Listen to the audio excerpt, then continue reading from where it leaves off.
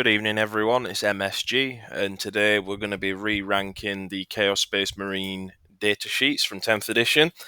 A month has passed since I previously ranked all of the all of the datasheets. A lot of people had a lot of good feedback. They provided me with some, good, interesting takes on certain units I may have overlooked. Certain units that I thought were bad but were actually pretty decent, or were usable, rather. And I also felt, personally, I was a bit too lenient with some characters and some units. I think I was too nice to some, so I'm going to be as critical as I possibly can with how I will rank all of these below. I've also included a few more pieces of data sheets that I didn't include on the bottom, so you will be getting my rankings on those. And with that said, let's proceed. So my the first guy up is Abaddon. I'm just going to quickly run through the data sheet. So it's 5-inch move, toughness 5, 2 up save, 9 wounds, 5 up leadership, which is great, and 4 OC. He's got a Talon, which is a melee and a ranged weapon. Ranged is 24-inch, 4 shots, hitting on 2s, 5 -1/2 damage. Talon and Horus in melee, 14 attacks on 2s, strength 7 -3, 1 damage each. That's pretty good.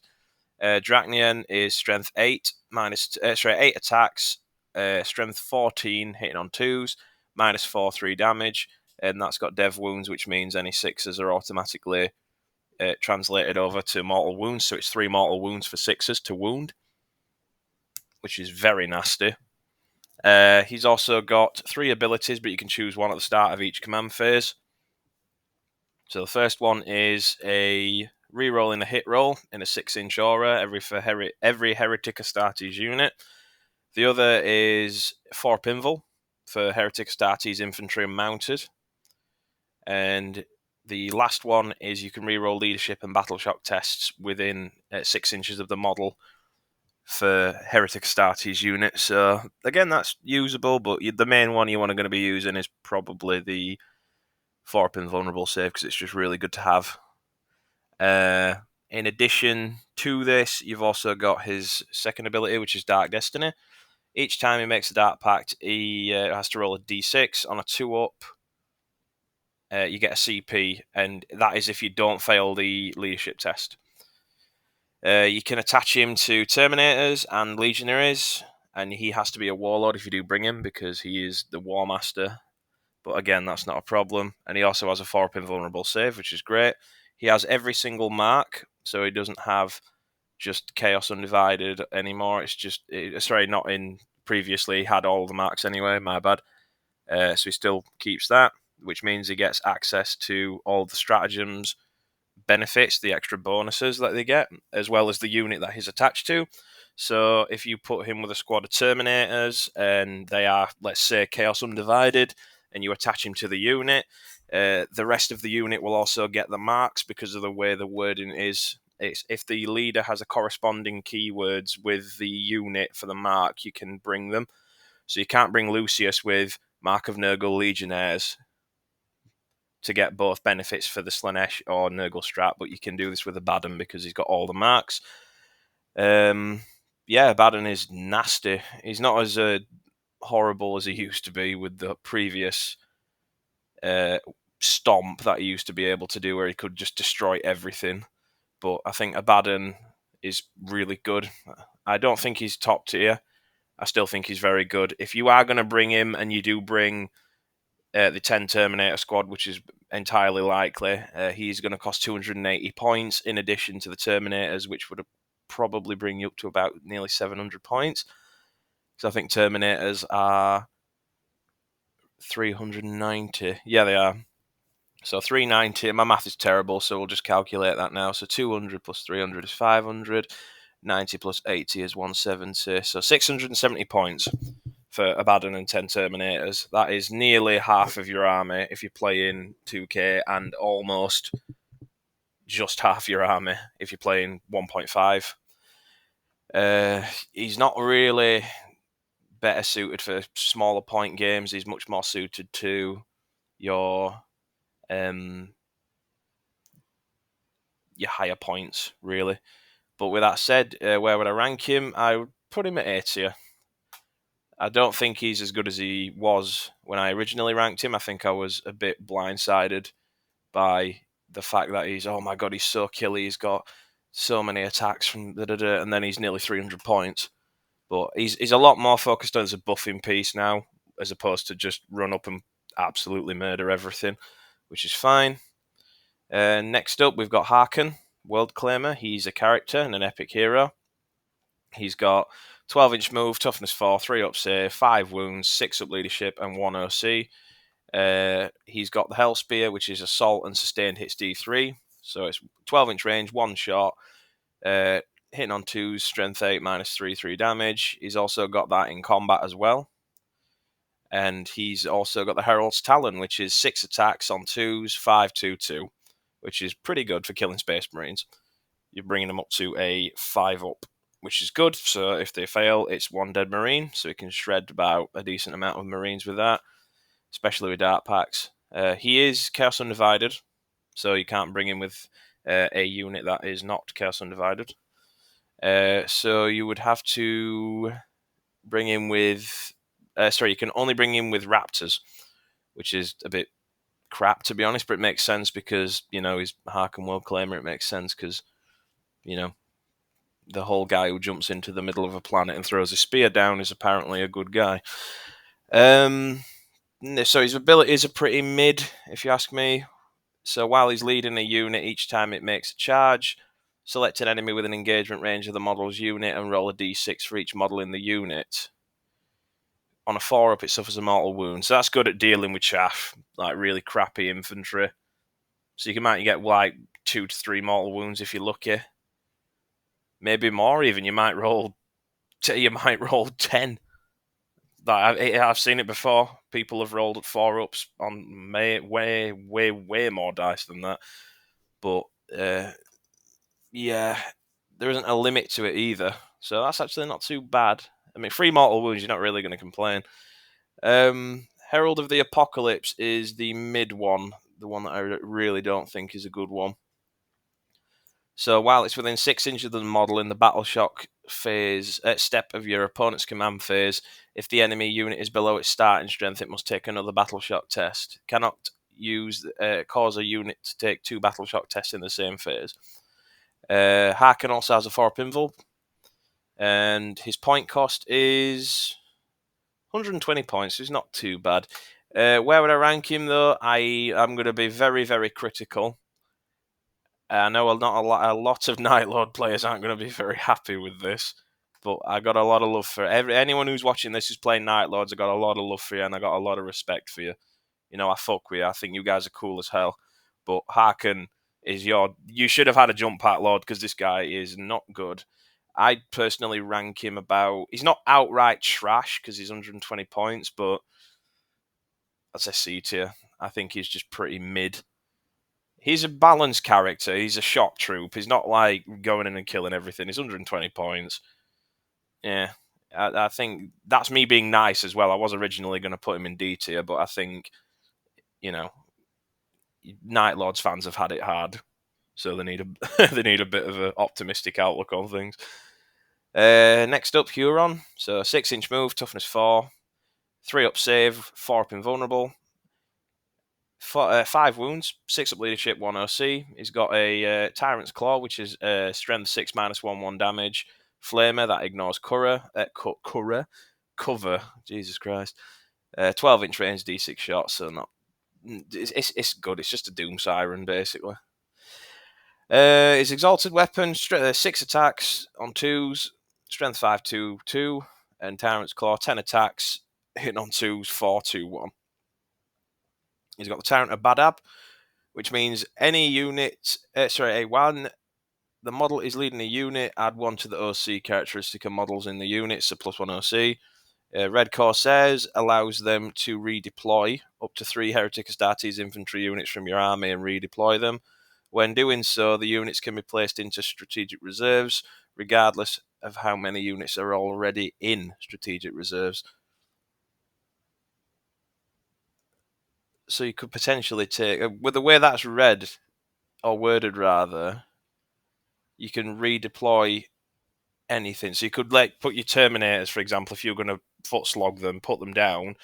Your opponent puts all of their infantry on the left or heavy firepower to deal with them, and then you just put them back in deep strike, or move them at the other side of the board, which can it's shenanigans, but it's not as good as people think it is. So he's got Chosen and Legionnaires that he can lead.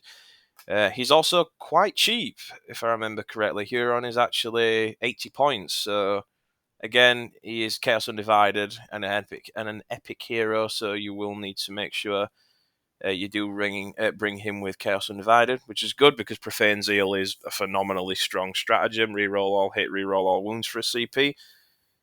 And yeah, Huron though, he's just really mid. That's the problem. The redeploy strat's pretty good, but he's cheap.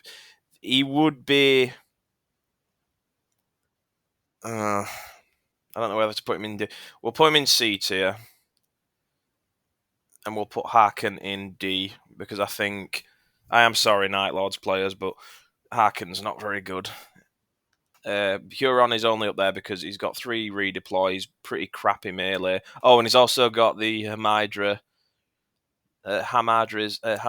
knowledge, whatever it's called. I don't know how you pronounce that. So once per battle, if the enemy ends a unit, enemy unit ends a normal advance or fall back within 9 inches of your model. If it's not within engagement range, you can make a move up to D6. So you could potentially bait a deep strike and then potentially move out of charge range or round cover, which is shenanigan. Again, he's just a shenanigans guy. He's very weird. I don't think he's very reliable because you can just roll it. It's on a D6, so you could roll just a 1 and it's just not going to work. Next up, Heretic Astartes Demon Prince without wings. So 8-inch move, toughness 10, 4 up invulnerable save, 2 up armor save, 10 wounds, so he can be shot, 6 up leadership and 3 OC. He's got an Infernal Cannon, which is 24 inch. It's a heavy bolter, 3 shots on 2s, 5, 1, 2. Or he's got Hellforged weapons now, so he doesn't have the axe, talons, or sword anymore. So he's got the strike ability, which is 6 attacks on 2s, strength 8 minus 2, 3 damage. So nice chunky 3 damage there. That'll deal with Terminators, but again, you're bringing them up to an invulnerable save anyway. And the sweep attack has no AP, which is considering his fucking Demon Princes are huge, and there's no AP. Come on. But it's 14 attacks, 2 hitting on 2s, strength 6, 0 AP, 1 damage. So it's chaff killer, basically. It's not particularly great, but he has Deadly Demise, so he does fight on death, like a death roll thing, or explode rather, on a 6, and then you do D3 mortals to anyone within a set amount of distance. He's got 2 abilities. So the Ascended Demon, which is each time it fights or shoots, you can reroll 1 hit and 1 wound roll, which is pretty decent. It's not bad. That's not a roll of 1 either. That's a roll in general. So if you want to fish for 6s, you've got a chance to do it, but I wouldn't recommend it. It's mainly just to secure damage. And his aura ability. So while an infantry Heretic Astartes unit is within 6 inch, each time a ranged attack is allocated to the unit, model gets the benefit of cover for that attack. And that's a 6-inch aura. That's a bit strange, to be honest, but okay. So it's Demonic Allegiance. So it depends what mark you bring in with. You will get different abilities. So if it's Khorne, you get +2 strength, which is good. So you're getting strength 10, so you can actually start hitting tanks now. You also, for Tzeentch, you get you get double shots for your heavy bolter, which is actually pretty decent if you can get, decent shots off. Demon Prince and Nurgle gives him +1 toughness, so his toughness 11, which is big. Going up from wounding, strength 10 stuff's wounded him on 5s now, which instead of 4s, which is great. Slaanesh gives him +2 move, so he's at 10-inch move. I don't think the Slaanesh one's any good on him, to be fair. I think it's better on his winged counterpart, because the winged counterpart's got a 12-inch movement anyway. So 14-inch movement is massive. Points cost for the Heretic Astartes Demon Prince without wings is 180 points. Where would I rank the man? I would rank him in D tier because I think he's just going to get shot. He's 10 wounds, so you can target him. If you hide him, it's very difficult to hide a Demon Prince anyway. But if you can do it, I suppose he's pretty lethal. But other than that, I just think he's he's bad. He's not an auto-include anymore, and he's not as strong as he used to be at all. But again, that's the way it crumbles, unfortunately. Sometimes it happens. So, next up is his Winged Brethren. It's pretty much the identical stats. So still got 10 wounds, 2 up armor, 4 up invul. He's got 3 OC, which is, I believe, is the same. Yep. The only difference with the winged one is that he gets 12-inch movement and his toughness 9, so he loses a pip of toughness, and he is a lot faster. He's nearly a quarter faster. Same rules apply here, the exact same stat line. So the heavy bolter, which is basically just an infernal cannon. Same weapons, same demon abilities that he gets for depending on what mark you take him as. I do think he's better with Mark of Nurgle, because for that extra toughness is nice. And the Slaanesh one, you've got a 14-inch movement on a guy who, it's toughness 9, so a lot of anti-tank weapon plus like 10 plus strength weapons are going to be wounding him on 3s, which is pretty bad actually. But if you can get him around, you will probably do some fucking damage because he is nasty. You can deep strike him though, which makes him, in my opinion, better. He's got another ability which is Demonic Destruction. So every time he ends a charge move, select one enemy unit within engagement range, and on a D6, roll it. On a 4-up, the enemy unit suffers 1 mortal wound to a max of 6, and that is for each of the... I'll just read it ad verbatim because I feel like I've got that confused. Each time this model ends a charge move, select one enemy unit within engagement range of it, and roll 1d6 for each of the models of this model's remaining wounds. On a 4-up, that enemy unit suffers a mortal wound to a max of 6. So it's his wounds. Okay, that's strikingly weird. So you just deep strike him in, roll 10 dice. If they don't get any damage on Overwatch, and you charge into him, you roll 10 dice, and on a 4-up, they get mortal wounds. That's not bad, but let's be fair, realistically, he's going to get popped, because they're just going to see him, and they're just going to be like, he's got a big enough footprint to see him and shoot him.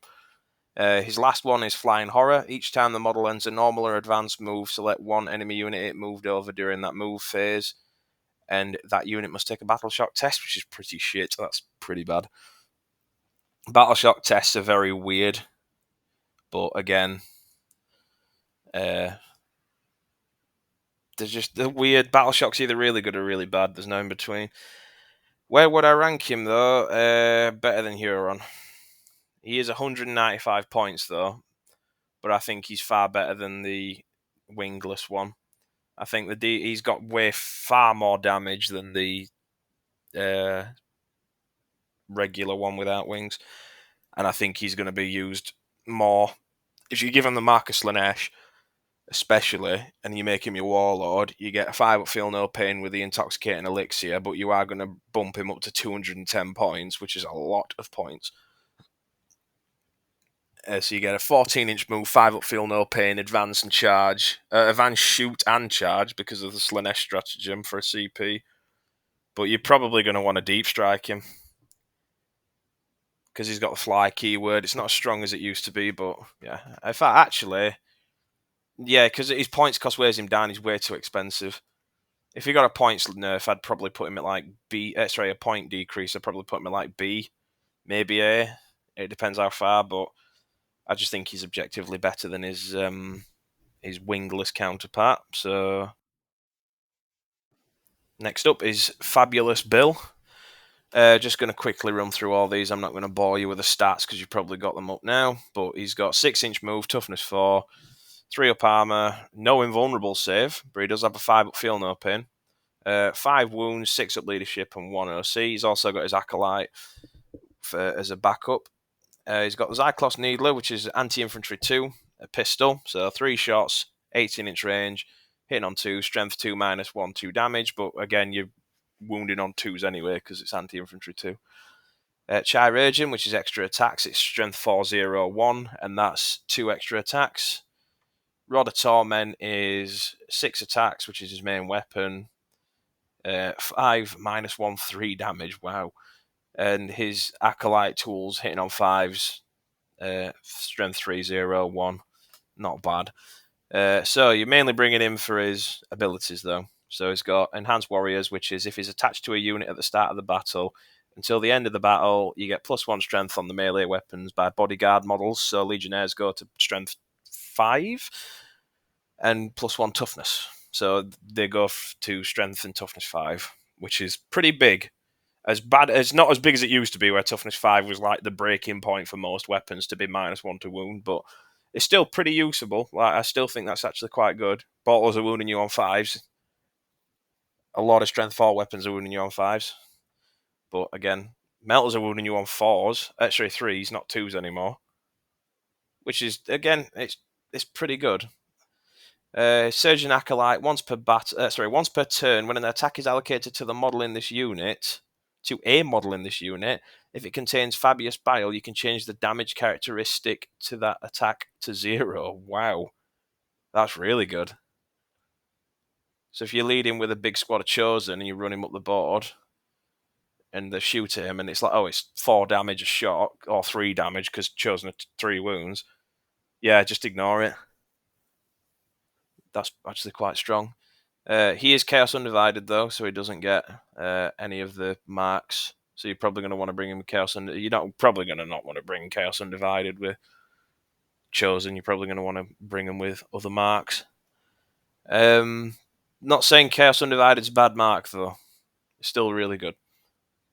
Chirurgeon is his final ability, so when he's killed on a d6, roll a d6 on a 2-up, set him up on the battlefield as close as possible to where it was destroyed and not within engagement range of enemy models, with its full wounds remaining, which is good because normally most models that get to combat don't have full wounds, it's d3.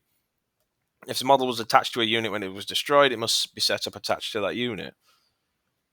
So he can do that on... So he basically just gets to come back, and he gets to fight with Feel No Pain. What is his points cost? Because I haven't ran him yet. So 100 points for... That's actually quite good. But he will get sniped. A lot of snipers are going to want to pick him off with precision. Where would I rank him? Fabius is surprisingly good. I didn't expect it. I think he's there. A tier. He's a great unit. He can lead Legionnaires. He can lead Chosen. He's just good. So you put him with Chosen or Legionnaires, and congrats, you've got a thingy, a decently strong unit. Toughness 5. Oh no, I think Chosen are toughness. Yeah, toughness 5, strength. I don't know, but the Chosen get a massive buff, and so do the Legionnaires. Next up, Cypher. Cypher, I originally ranked him F tier. I thought he was terrible, but I had a lot of discussions with you guys in the comments, and you convinced me that he's not too bad. He's not great, though. His bolt pistols are not too shabby. 6 shots, -1 damage, strength 4. His plasma pistol, 3 shots, overcharged. So it's assault, pistol, and sustained hits, so 6s blow up. You can't take him with a mark, I don't think. He doesn't come with a mark, which is weird. But he does have dark packs, which is strange. Never mind. Anyway, his close combat weapon, he's crap in combat, which is strange because he's got the lion sword on his back. But I know the whole is, he can't use it because it's blah, blah, blah. 6 attacks on 2, strength 401. Pretty bad. He's got lone operative, so you can't shoot him if he's out of 12 inches, which is alright. Agent of Discord, once per battle after your opponent uses a stratagem, if this model is on the battlefield, you can use this ability, and if it does, until the end of the battle, increase the stratagem cost to your opponent by 1 CP. There's some really weird shenanigans you can do with Kairos and him, where you can make a 0 CP stratagems cost 2 CP. So the free stratagems that they don't get it for free anymore, which is pretty good, because CP, especially from the multiple games I've been playing over the past month, is very, very, very important now. and any way you can either regen it or get your opponents out of the way is really good. So that's nice. Guns blazing. Each time an enemy unit is selected to shoot, if one or more of those attacks target a friendly Heretic Astartes unit within 3 inches after the enemy unit has finished making its attacks, Cypher can shoot as if it were the shooting phase, but it must target the enemy unit that was doing the shooting only if it's an eligible target. Not bad, I guess. It's pretty mid, but it's 12-inch shooting, so he's not going to get any fucking near him. Let's be fair here. So he can only shoot back if they can shoot him. But again, if you put him on a backline objective, like a commenter said, and just throw him there, he can do a lot of weird shenanigans. He's also... Let me just check his points cost. I know he's quite expensive. 105, yeah. If he was cheaper, I'd put him at about C tier, but I think he is probably there. I think the Demon Prince is better than Harken. But I don't think Harken's as bad as Cypher. Cypher still, well, he's okay. He's a very niche pick, though. And he can't lead anything because he's weird. Master of Possession. So this guy is 8-inch move, toughness 4, 5 up invul, 3 up regular armor, save, 4 wounds, 6 leadership, 1 OC. He's got a bolt pistol and his psychic powers, which are... This guy is basically a character killer and a psyker killer. He absolutely hates psykers. So it's anti-psyker +2, pistol, precision, psychic, 18-inch range, 2 shots, hitting on 3s. So you get either the regular version or the focused version, which is the hazardous one, which is the one that I'd recommend you take. So strength 4, -3, 2 damage is the regular, and strength 6, -3, 3 damage is the focused one, which is really good because that will deal a shitload of damage to any character because it's got precision. So you want to... It's like the guy's trying to possess them, which is very thematic. I do like that. The guy also has a Staff of Possession, which is anti-psycho +2 and psychic. So this guy fucking ruins the Thousand Suns if he's up against him. He can kill pretty much anybody. 3 up weapon skill, 4 attacks, hitting on 3s, strength 6, -1 D3 damage. D3 damage is a bit swingy, but who cares? You're bringing him for his abilities, though. So while he's leading a unit, add 1 to advance and charge, and the models get a 6 up feel no pain. And you're bringing him for his dagger, which means that he gets +1 to hit and +1 to wound, but the unit he is leading will suffer a mortal wound. But you can roll the feel no pain for that, so if you do get lucky, you get +1 to hit, +1 to wound. So you're hitting on... You're wounding Space Marine characters on 3s with the enhanced version, and then they get a +1, so you're hitting on 2s, wounding on 2s. And they're forced to an invul, pretty much. So if they don't make the invul, it's congratulations, it's 3 damage, which is really good. He can lead Possessed, Legionaries, and Chosen, which is, again, really good. I do think he is really cheap as well. Let me just try and find him, because I've got that many data sheets up at the minute. Yeah, 70 points. My mind hasn't changed on this guy. I do think he's really good. He's S tier. I think he's cheap as hell. He can lead Possessed, which I think is legit the only person in the game who can do that. So Possessed, toughness 6 with a 6 of feel no pain, and +1 to advance and charge. And you can bring him with the Liber Hereticus, which means you get both the Dark Pact's benefits for an extra 40 points, so he's 110 points with Liber Hereticus on a unit of Undivided Possessed. Yeah, he's just rerolling all hits, rerolling all wounds for CP, and then you get the lethal hits and exploding hits on 6s at the same, so you get a separate lethal which auto wounds and a extra hit that you can generate for wounds. Yeah, and they've also got dev wounds as well, so you can re-roll for mortals. The Possessed Mortal Bomb is still really nasty. Yeah, I think he's S tier. I think he's really good. Chaos Lord, one of my favourites. 6-inch move, toughness 4, 3 up save, 5 wounds, 6 leadership, 1 OC. Just got a bolt pistol or a plasma pistol, which is just your standard stuff. So he's got an accursed weapon. You can choose which weapons. Pro tip, you want to pick the hammer. So his accursed weapon is 6 attacks on 2s, strength 5 -1, strength 5 -2, 1 damage. Chainsword, sets 7 attacks on 2s, strength 4 -1, 1 damage. Demon Hammer, which is the big boy, hitting on 3s, but you are 5 attacks, strength 8 -2, 2 damage. And a Power Fist, which is hitting on 2s, strength 8 -2, 2 damage. And you also get 5 attacks with that. He is also rocking a 4 pinval. He's got the Lord of Chaos ability, which is super strong.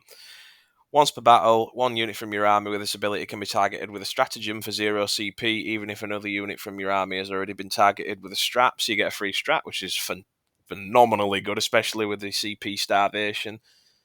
In this edition, it feels like the CP is very restricted and limits a lot of armies, so you're not just constantly spamming CP reroll strat every single day. Chance for Glory. Once per battle at the start of the fight phase, if this model can use this ability, if it does, you get +1 strength, AP, attacks, and damage of all melee weapons equipped in the by the model by 1. So you've got, if you bring him with Mark of Slaanesh, which is what I did yesterday, I had a game against Blood Angels, and he pretty much mulched Dante and a squad of Sangard on his own. So he had 6 attacks, hitting on 3s, or 4s rather, exploding 5s. I got about 7 hits off with exploding because of Marcus Lanesh. They were wounding on 3s, but any 6s are mortal wounds, and I rolled about 4 6s. So he had 3 Sangard left, which were 2 wounds apiece, and Dante, which was on 3 mortal wounds, and then the rest of the squad ran in and punched Dante and killed him pretty much. So yeah, this guy's a fucking beast. He's a monster. You can also bring him with the enhancements as well, so he's really good for having the Marcus Lanesh. I bring in Marcus Lanesh because I play Emperor's Children, or I try to. But yeah, I think he's really fucking good, and I say that with my whole chest out. I think he's an S tier unit. I think he's really, really good. He's also cheap because his points cost is 75 points, but if you bring him with an intoxicating elixir, it's 90. But again, you are going to absolutely mulch people with him. I think he's fantastic. You could probably switch between the Master of Possessions and the Chaos Lord. It ultimately depends on your play style. I much prefer the more marine version of Chaos Space Marines instead of Possessed. If you're more of a demon like enjoyer, which is fair enough, it's up to you. I think the mop is probably better for you. Chaos Lord in Termi armor, 5-inch move, toughness 5, 2 up armor, 4 up invul, 6 wounds, 6 leadership, 1 OC. It's got a combi bolter, which I'm only going to read out once because I'm not reading the whole profile out. So it's 24-inch range on both guns, 2 shots, hitting on 2s, strength 4, 0, 1. And the combi weapon, which is anti-infantry +4, dev wounds, and rapid fire 1. So the combi bolt is rapid fire 2 as well. So if you're within half range, you get double shots. But the regular combi weapon is 1 shot, hitting on a 3, strength 4, 0, 1. But obviously wounding infantry on 4s and any 6s are mortal wounds, which is kind of shit, to be honest with you. They ruin the combi weapons. Chain Fist is a melee weapon usually, but you can bring them with others. So Chain Fist is 5 attacks, 8 -2, 2. Wounded vehicles on a 3 up.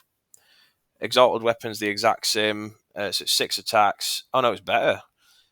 6 attacks on 2s, strength 5, -2, 2. Pair of Accursed Weapons, which are twin linked, 7 attacks, hitting on 2, strength 5, 2, 1. Power Fist is just 5 attacks on 2, strength 8, 2, 2. His abilities are the Lord of Chaos, so he still gets the free strat, which is good. And he also gets the Formidably Resilient ability, which means that he, each time an attack is allocated to the model, have the damage characteristic, which is good. So against damage 2 weapons, he's now 1 damage. It's just pretty much -1 damage, or better in certain circumstances. Unless it's like damage 3, in which case it's pretty... I mean, you're taking a damage off, who cares? But yeah, he's pretty resilient. He's difficult to take down. He can lead Terminators, and he can lead... Oh no, he can only lead Terminators. I just realised as well, the Chaos Lord, just for those who were wondering, it's chosen in Legionaries. He can lead. But for the Terminator Lord, it's just Termies. He's alright. He's 100 points. He's 25 points more expensive than his Chaos Lord counterpart. He does hit harder in melee, unless you bring in the Demon Hammer on the Chaos Lord, in which case, no, he doesn't. He's alright. I don't think he's terrible, but I don't think he's absolutely atrocious. I'd probably put him there. I think he's about C tier. You probably, honestly, could switch him with B and C and it'd just be a toss-up. It really doesn't matter. Sorcerer. 6-inch move, toughness 4, 3 up armor, no invul. 4 wounds, 6 up leadership, 1 OC. He's got a bolt pistol, an infernal gaze, which is a psychic power. So it's D6 shots, 24-inch range, hitting on 3s, strength 5 -1 or strength 6 -2, and both are D3 damage. He's also got his force weapon, which is the exact same as the Master of Possessions, and I'm not going to go over it again. His prescience is his psychic power, which means when he's leading a unit, he makes a -1 to hit, which is alright. But again, a lot of obscuring terrain does that anyway. And the second ability is the Gift of Chaos, which means each time the model is selected to shoot or fight after resolving attacks, select one enemy unit that is hit by one or more of those attacks that had the psychic ability. That unit must take a leadership test, and if it fails, it suffers D3 mortals. That's pretty shit. That's pretty bad. His points cost is 60 points. He's very cheap, but you're probably not going to want to bring him, because you can bring him with Chosen and Legionnaires. There are far better options out there. Yeah, E tier. I don't think we should be spending any more time on him. He's cheap, but who cares? -1 to hit. You can get that in different ways, or better yet, just use the Nurgle strat. You might want to save CP, but if you've got a Mark a Nurgle Sorcerer, there's literally no point. He's really bad.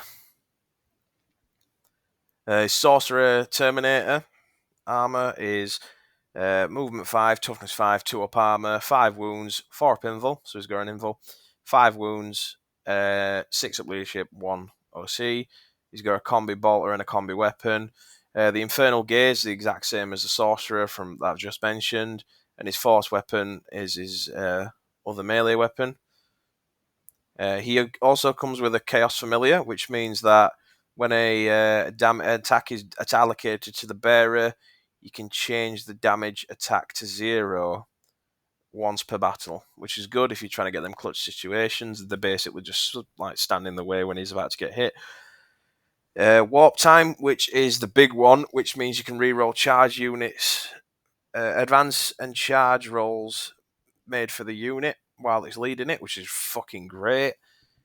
And at the start of your shooting phase, one Psyker with this ability can use it.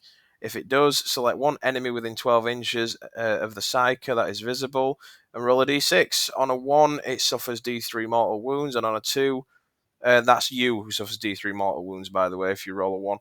And on a 2 up, until the start of your next movement phase, each time an attack is made against the enemy unit from anywhere, improve the AP by 1. So you basically look at a unit, roll a d6, on a 2 up, it's -1 AP for everything in your army, which is huge. You put that on a big unit of scary things, or scary thing, and it's going to do work.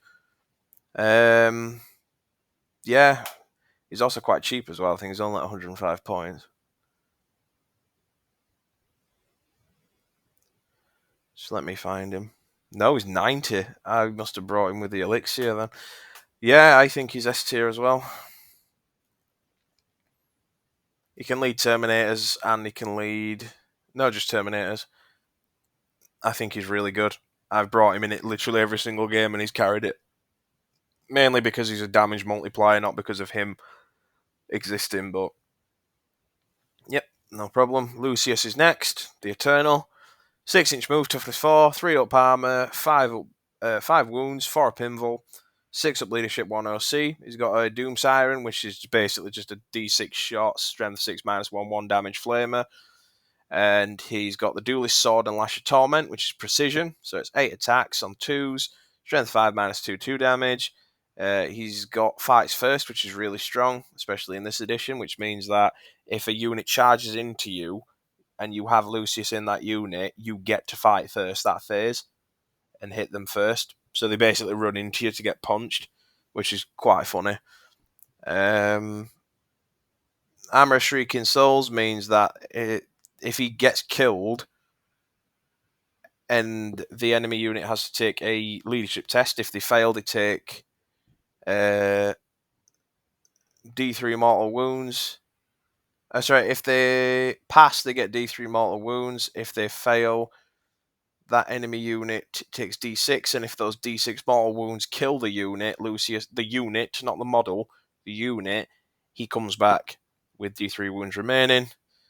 And if he's in a unit, then he gets attached to it again, which is pretty gimmicky. It's a funny strategy, but it's, it's a meme strategy.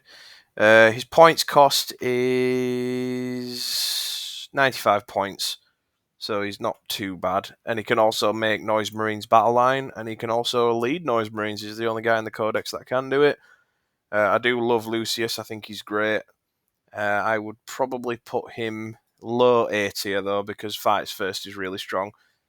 And melee in this edition is really, really anemic most of the time. Next up, Lord Discordant. 10-inch move, toughness 9. 2 up armor, 5 up invul, 10 wounds. So you can shoot him, 6 up leadership and 4 OC. He's got a Bale Flamer, which is strength 6 -1, 2 damage, D6 plus 3 shots, auto hit. Bolt Pistol, which is, again, it's a bolt pistol. The Auto Cannon, which is 3 shots on 2, strength 9 -1, 3. And the Magma Cutter, which is melted 2, 6-inch range, 2 shots, hitting on 3s, strength 9 -4, D6 damage. Obviously, if you're within half range, so if you're in combat and you shoot with it, then you get D6 plus 2. Melee weapons, you've got Bladed Limbs, which is his Hellstalker. So it's 4 attacks on 3s, strength 6 -1, 2. Impaler Chainglaive, which is Lance, which means if he charges a unit, he gets +1 to wound. 4 attacks, hitting on 2s, strength 6 -2, 2. Technovirus Injector, which I believe replaces the Magma Cutter if you decide to switch them out, is 1 attack, 3s, strength 3 -3, 2 damage, but it's anti-vehicle plus 2, I think, or plus 3, I can't see because the spreadsheet's pretty... Yeah, it's 2, so you get that baked in. Once per turn, at the start of your opponent's shooting phase, select one enemy vehicle within 12 inches and visible to one or more models from your army. With this ability, unit must take a leadership test. If it's past the end of the phase, each time a model in that unit makes an attack, subtract 1 from the hit, and if it's failed, the unit cannot shoot. Which is, again, swingy. If it works, it's really good, but if it doesn't, which it probably won't, then it's -1 to hit, which is just strange. Spirit Thief. At the start of your shooting phase, select one enemy vehicle within 12 inches of the model. Until the end of that phase, each time a friendly Heretic Astartes model makes attacks against that unit, reroll wound rolls of 1. A wound roll of 1. Oh, well, that applies to all of them, to be honest with you. Yeah, this guy's trash. He's really bad. He's also like 220 points as well, if I'm not mistaken. Yeah, he's absolutely atrocious. There are far better options out there, and I am going to be harsh on this guy. He is in E tier. He's really bad. Don't bring him. Just don't. Save yourself the trouble. Next up, Warpsmith. Movement 6, toughness 4, 2 up armor, no invulnerable, 4 wounds, 6 up leadership, 1 OC. He's got a Flamer Tendril, which is his pistol. So strength 3, 0, 1, D6 shots. He can also have the Melter Tendril pistol. Melter 2, so strength 8 -4, D3 damage, just 1 shot hitting on 2s. He can also have a plasma pistol, you can switch him out. think. You switch them out? No, yeah, they're all base kit. It's Tendril. Oh, it's the Tendrils, right, okay. So he's got all of those on him, which is alright. He's got the melee, which is the Exalted weapon or the Warp Hammer, but we'll start off with the Exalted weapon. So it's 4 attacks hitting on 3s, strength 6 minus 2/2. Warp Hammer's Dev wounds as well, so it's 3s, hitting on 3 attacks hitting on 4s, strength 8 minus 2, 2 damage. While he's within 3 inches of a friendly Heretic Astartes ability, Heretic Astartes vehicle unit, he gets lone operative, which is it's alright, I guess. So you can't target him. So in your command phase, select one friendly Heretic Astartes vehicle within 3 inches, regains up to D3 wounds, and has +1 to hit at the start of your next command phase. Only one model can be selected per command phase, so your Forgefiends can be hitting on 2s, which is great. But again, it's just a bit of a weird one. Enraged Machine Spirits. At the end of your movement phase, select one enemy vehicle within 12 inches. The unit must take a battle shot. Yeah, that's so situational. He can lead Chosen Havocs or Legionaries, which is just weird why Havocs are being led by him, but okay. Because he doesn't synergize with them at all. Warpsmith's always 70 points. If you bring in a Demon Engine list and you get some Havocs and you like keep him on the back line, maybe he's okay. I mean, the +1 to hit for Forgefiends is nasty. And anything that's going to want to shoot Forgefiends is probably going to be a tank or a vehicle, which means your Havocs, which are near him, act as a bodyguard, as well as also throwing out some pretty nasty anti-tank fire. Where would I rank him, though? D tier. I just think he's too niche. He's a weird one. Exalted Champion, 6-inch move, toughness 4, 3 up armor, 4 wounds, 6 up leadership, 1 OC. He's got a bolt pistol and a combi weapon, but you're probably going to want to bring the combi weapon just because, you know. Oh, sorry, no, he automatically has the combi weapon, never mind. His Exalted weapon, 5 attacks on 2, strength 5 minus 2, 2 damage. While the model is leading a unit, each time the model makes an attack, +1 to hit. And that's in melee and shooting, which is good. And he also gets, each time the unit makes a Dark Pact that he's in, until the end of the phase, you can add D3 strength characteristic to the models equipped by the model. Weapons equipped by the model. Not bad. So potentially strength 8 minus 2, 2 damage, 5 attacks is nice. It shreds most crappy infantry. He can lead Chosen and Legionnaires, and he can also be brought even if another character model is attached to it, but you can't bring you can't bring 2 Exalted Champions, let's say. You've got to be just 1 Exalted Champion and a Chaos Lord leading a squad of Legionaries. He is also quite cheap, if I'm not mistaken. He's like 80 odd points. 70 points. I mean, +1 to hit's good, especially on a unit of Chosen.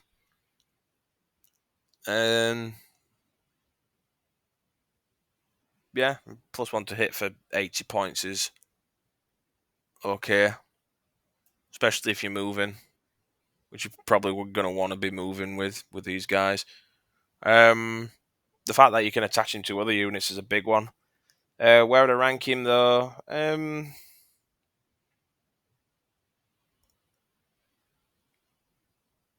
I think anything a Chosen unit shoots, that's probably going to take a bit of damage. I just think he's a damage multiplier. But he can be led with other units. I'll put him in low A tier. In fact, no. I think he's high B. He's good. He's a lot better than he used to be, which is great. Dark Apostle. So he's 6-inch move, toughness 4, 3 up armor, 4 up invul, 4 wounds, 5 up leadership, and 1 OC. So it's very rare. He's actually got 5 up, which is great. He's also got a Dark Disciple, which is 6-inch move, toughness 4, 6 up armor, 1 wound, 7 up leadership, and 1 OC. He's also got a 4 up invul, so everyone in that unit he can have 2 Dark Disciples, and everyone's got a 4 up invul, which is great. So he's got a lot of ablative wounds that can potentially be ignored with a 4 up invul. It's got a bolt pistol and an Accursed Crozius, so it's 5 attacks, hitting on 2, strength 6 -1/2 damage, which is pretty bad, in my opinion. Close combat weapon on the Dark Disciples, so it's 1 attack each, hitting on 4, strength 3, 0, 1. Dark Zealotry, which while the unit is leading a unit and contains the Dark Apostle model, each time a model is made in, each time a model makes a melee attack, you get +1 to wound, which is nice. That's really good. Demagogue. Once per battle, you can select a friendly Heretic Astartes unit that is battle shocked and within 9 inches of the model. That unit is no longer battle shocked, so you can use him as a get out of jail free. Here's the objective. No more battle shock bullshit for you, which is great. Very niche though. Malign Sacrifice. At the start of the fight phase, if the unit contains 1 or more Dark Disciple models, you can select one of those models and one enemy unit within engagement range. On a D6, roll 1. On a 2 to 5, it suffers a mortal wound, and on a 6, it suffers D3. The Dark Disciple model is then destroyed. So you basically suicide into a unit for mortal wounds, which is very weird. It's good if you're trying to finish something off with a very high invul and it's nearly dead. But at that point, you probably want to keep the ablative wounds, because having a guy who's, even if it's 1 wound, he's got a 4-up invulnerable save. He can tank shots that your unit doesn't need to tank. This guy can lead Accursed Cultists, Chosen, Cultist Mob, and Legionaries. His points cost is 85 points. He's alright. He's not an auto-include like he was in previous editions, but I do think he is... I don't know, actually. +1 to wound in melee. You're going to be wounding most stuff in melee quite well anyway, because we're playing a melee faction. So you're wounding most things on, like, 3s. But again, +1 to wound makes it 2. Yeah, I think he's just weird. He doesn't really fit. I think I don't think he's bad, because C tier is like middle of the pack. I think C tier is like, he's okay if you want to bring him for like a game, but I wouldn't bring him every game. +1 to wound in melee is only good if you are going up against very high toughness stuff like knights. But at that point, you're probably just going to want to shoot them off the board anyway. But I think he's... My heart's saying C, but I don't think he's at C tier. I think he's at B. That may change, though. I just think he's not as good as he used to be. Next up, Dark Commune. 6-inch move, toughness 3, 6-up save, 4 wounds for the Demagogue, 1 for other models, 6 up for the leadership on the Demagogue, 7 for other models, and both have got 1 OC. You've got auto pistols, Warp Curse, which is 3 shots, hitting on 3s, strength 4 -1/2 damage, or the enhanced version, which is strength 5 -1/2 damage. They've got close combat weapons. Commune blades on the other models are pretty good as well, so they're a decent melee. Hit on 4, strength 4 -2/1 damage. Again, you're going to be 2 attacks each, so you get 2 of them, so it's like 4, I think. But either way, you're not really going to say it's just a bit of melee punch. It's not the best thing ever. And the commune staff, which is stave rather, dev wounds, 2 attacks, hitting on 4s, strength 3, 0 D3 damage. So if you wound on a 6, you get D3 mortal wounds instead of D3 wounds, which is okay. But if you're in melee with a Dark Commune, there's something seriously wrong. Unless you're running up with a Accursed Cultist, in which case you are so right. Faithful Flock. While the unit is leading a unit and contains a cult demagogue model, the units have a 5-up invul, which is fantastic for cultists. All severe sorry, what's the word I was going to say? Different levels of mutation. Dark Ritual. Once per battle in your command phase, if it contains a demagogue model, it can use this ability. If it does, until the end of the turn, the unit can declare a charge in which it advanced, and each time a model in this unit makes an attack, add 1 to the hit and wound. Again, on cultists, Accursed Cultists mainly, you want to use that on. so he's not too bad. But again, there's how many models are in this unit actually? So there's 5 models. Yeah, so if you bring him with Accursed Cultists, it brings them up to 23. So they get blast fox these guys up like really badly. But again, your Accursed Cultists have got 5 up invul, which is great. And each time a unit in it takes a leadership test for a dark pack, you can reroll it because he's got an icon, which is thumbs up, really good. Points cost, Dark Commune, 55 points. The problem is if you run them with Accursed Cultists, you've got 55 points, and your Accursed Cultists are for a maximum unit of 16. You've got 21 models, so Blast gets plus 4 shots against you, not 23 models, 21. My bad, I must have misread it. 190 points plus 55, so that is 245 points for them and a full blob of cultists, Accursed Cultists. I'll be honest, I actually really like them. I think they're fucking awesome. And the Accursed Cultists do have I think it's a 6-up, Feel No Pain. 5 pinball and a 6-up, Feel No Pain. You're going to chew through a lot of wounds to get to them. And they're actually pretty nasty in melee as well, especially with dark packs, depending on what mark you bring them with. Where would I rank them though? I want to say, oh god, it's so weird. I don't think they're auto-include, but I think they're really good.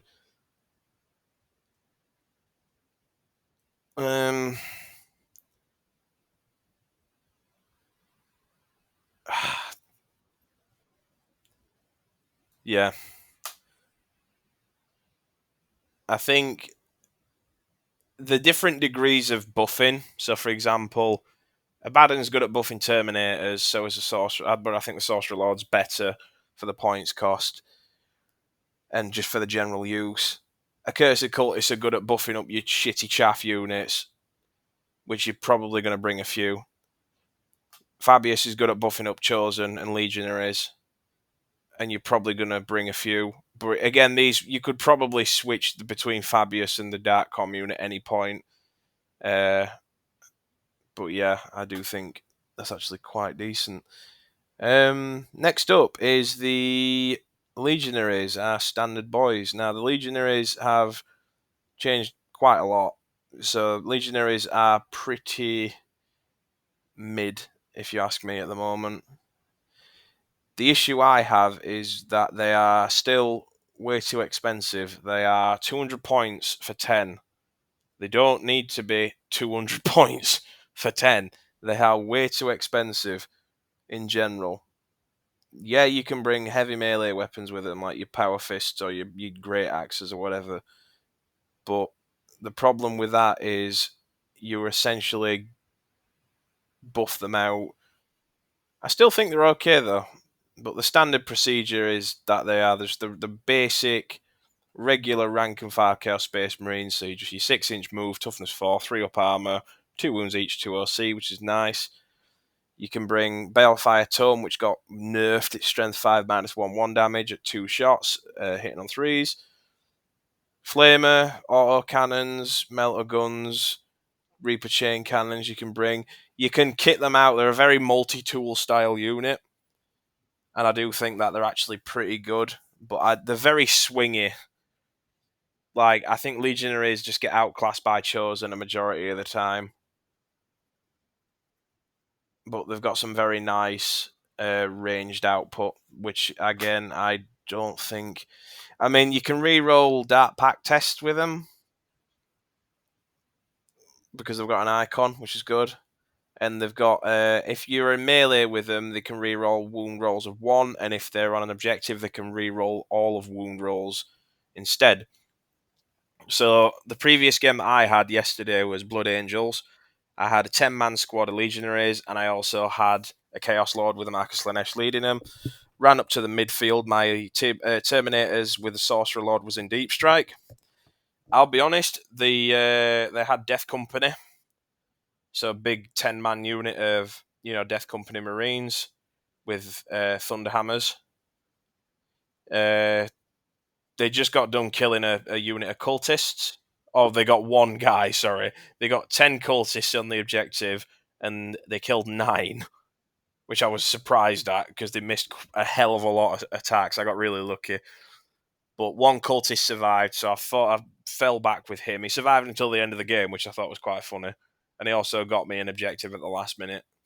But, Legionary came in. The Legionaries came in with the Chaos Lord, and they just fucking mauled the unit. I thought they were really good. The rerolling wounds part helped a lot as well. So I think a lot of people don't like them. But I honestly think you can bring a unit of 5 for 100 points. If you want to put them on a backline objective, if you want anti-tank. So what I'm going to explain briefly is, I know I've been going on and talking quite a lot, and I do apologise for those who have got like a short attention span, because I do as well. But you've got to think of it from this perspective. When it comes to playing it at a decent competitive level, you've got to rely on reliability. Your Legionaries are very reliable in melee. Ranged output is a bit iffy, so you're probably going to want to bring them as Mark of Slanesh or Khorne. Maybe bring them as Mark of Nurgle if you're going to do what I can suggest. So you can get a unit cultist for 10 of them on the backline objective for 55 points, which is pretty good. That's cheap. And they've got sticky objective, which means they can capture that and then move up and do whatever, or do actions or whatever. I do think cultists are better than legionaries, because you're not really going to shoot anything with cultists. You are going to want to shoot stuff with legionaries. If you bring a unit of 5, you can have a las cannon, which is good for anti-tank. Like, if a tank goes out of position on your backline, you've still got some threat there. But you are hitting on 3s, because it's a las cannon, so you have to stand still unless you move, in which case you're hitting on 4s. You are also... Can you bring a las cannon with him? Yeah, you can, yeah. Yeah, so you can bring a las cannon. But again, you're paying 100 points for a las cannon shot. A single las cannon shot that's hitting on 3s. Maybe 4s if you move, or if you have like an enemy that's got -1 to hit.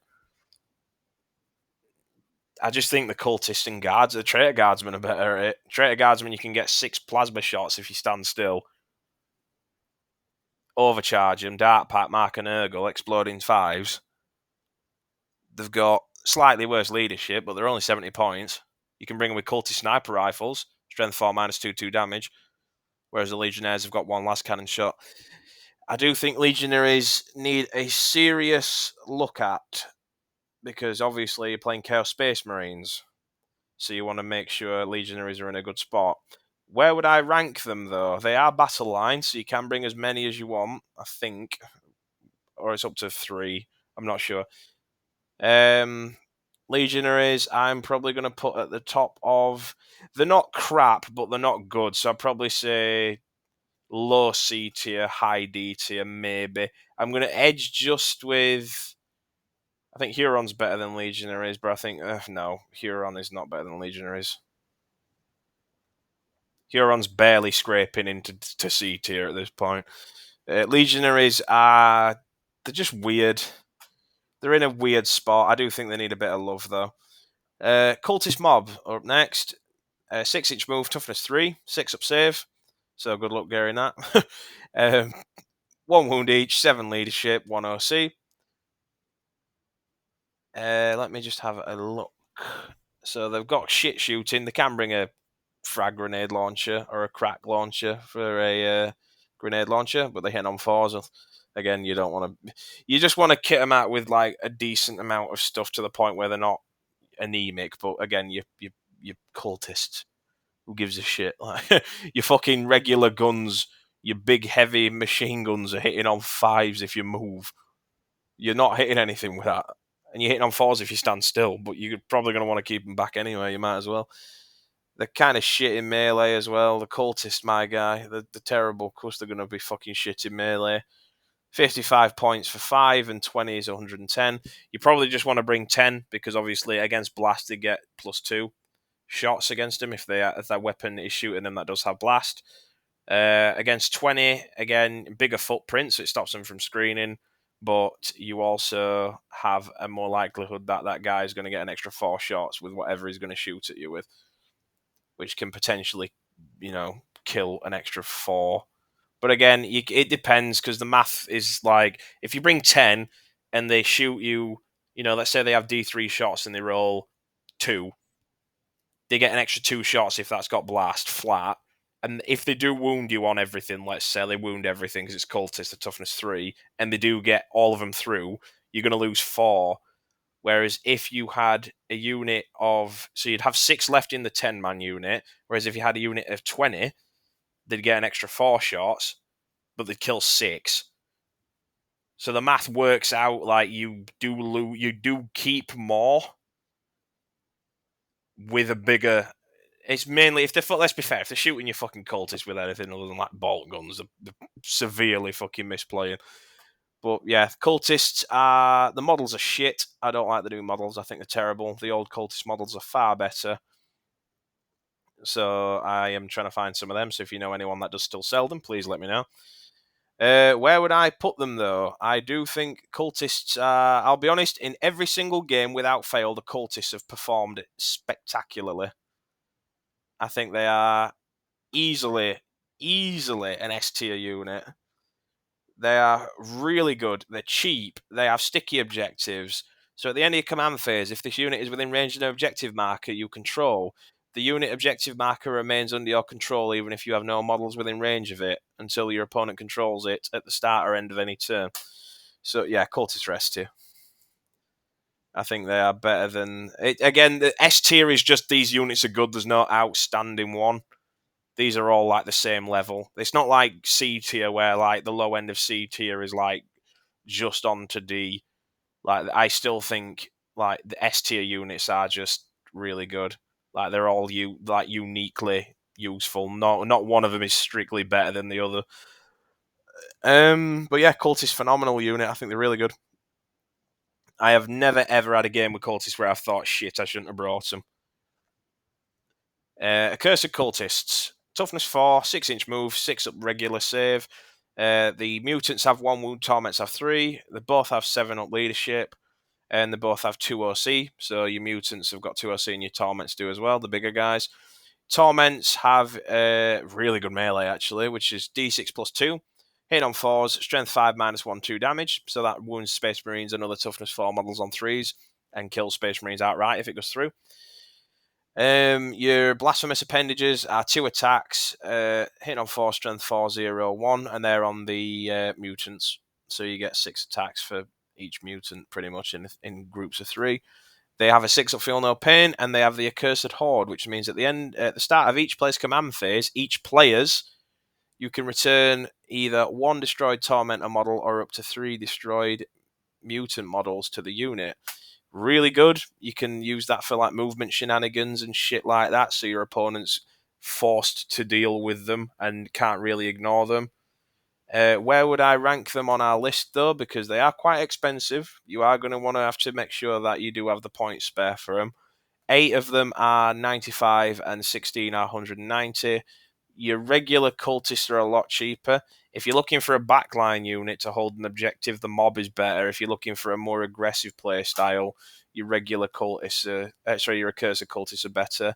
I'll be honest, I think the accursed cultists are top of A tier. I think Abaddon is worse. I think Accursed Cultist. I'm just going to shut my window, so just bear with me.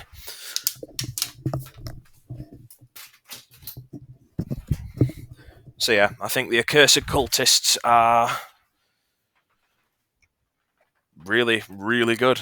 I think they're a bit pricey, but you are getting a load of toughness 4 bodies. Blast is an issue against them, but ultimately they are worth bringing. It's ultimately up to the player discretion, but I do think Accursed Cultists are very high A tier. Terminator Squad. Standard procedure again, just combi bolters and combi weapons. You can bring a heavy flamer, which is 12-inch range, D6 shots, auto hitting, strength 5, 1-1. Or a Reaper auto cannon, which is 4 shots, 36-inch range. Dev wounds, sustained hits as well, which stacks with your, if you mark an Urgle, you do get double. So 4 shots, 3s, strength 7, minus 1-1 damage. Melee weapons, you're going to bring Accursed weapons, which is 4 attacks on 3s, strength 5, minus 2-1 damage, so it's really good AP. It'll be minus 3 with a strategy that I'm going to tell you in a second. Chain Fist, which is great. You want to make sure you bring these, especially with the prevalence of tanks in this meta. Chain Fist is 3 attacks, hitting on 4s, strength 8, minus 2-2. Accursed weapons, like Lightning Claws, pair of them, the twin linked, so you get to reroll wounds. 5 attacks, hitting on 3, strength 5, minus 2-1. Power Fist again, 3 hitting on 3s, strength 8, minus 2-2 damage. And each time a Terminators make a dart pack, they get to reroll all hit rolls. Again, the 5-inch move, toughness 5, 2 up armor, 3 wounds each, 6 leadership, 1 OC. Their OC is a bit crap, but the Terminators, so who cares? They're going to kill anything they usually get into combat with anyway. The 4 up invul's nice because a 5 up invul was pretty shit, I'll be honest. I thought Terminators deserve 4 up at least.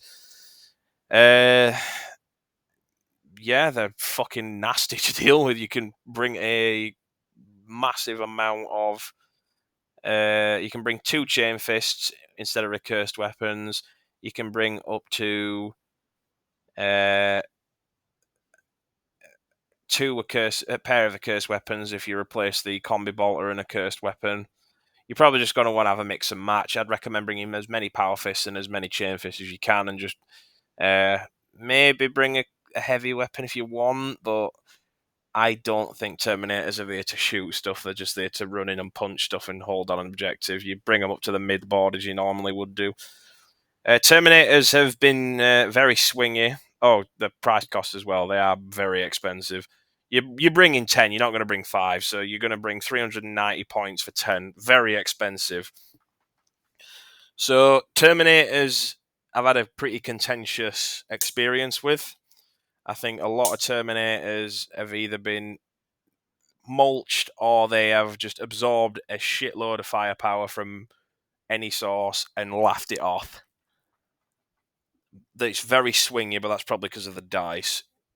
But Terminators are a threat your opponent is forced to deal with. A lot of Space Marine players are just going to wait until your Terminators drop down and then just oath a moment straight away and just try and shred them, which is, again, when they had a 10-man squad of Hellblasters on Overwatch, shooting was nasty. Other than that, where would I rank Terminators? I bring them every game, and they're pretty hit and miss. Well, they're not pretty hit and miss. They've performed really badly in one game, but that's because poor dice rolls against Hellblaster shooting and a big, I forgot the Space Marine tank's name, Executioner, I think it was, that was shooting at them, and it killed like 6. But if it's absorbing that many shots, then that's, again, really good. Because they're shooting at your... well, I bring Havocs as well, so if they're not shooting at my Havocs, then they're fucking idiots, because I'm just going to blow the tank up. Where would I rank them, though? Terminators are S tier. Again, I still think Terminators are still really strong. Again, bringing them with the Sorcerer Lord, if you get into a position where you can drop down and shoot, I would highly recommend doing it, because the -1 AP, even on bolters, is really good.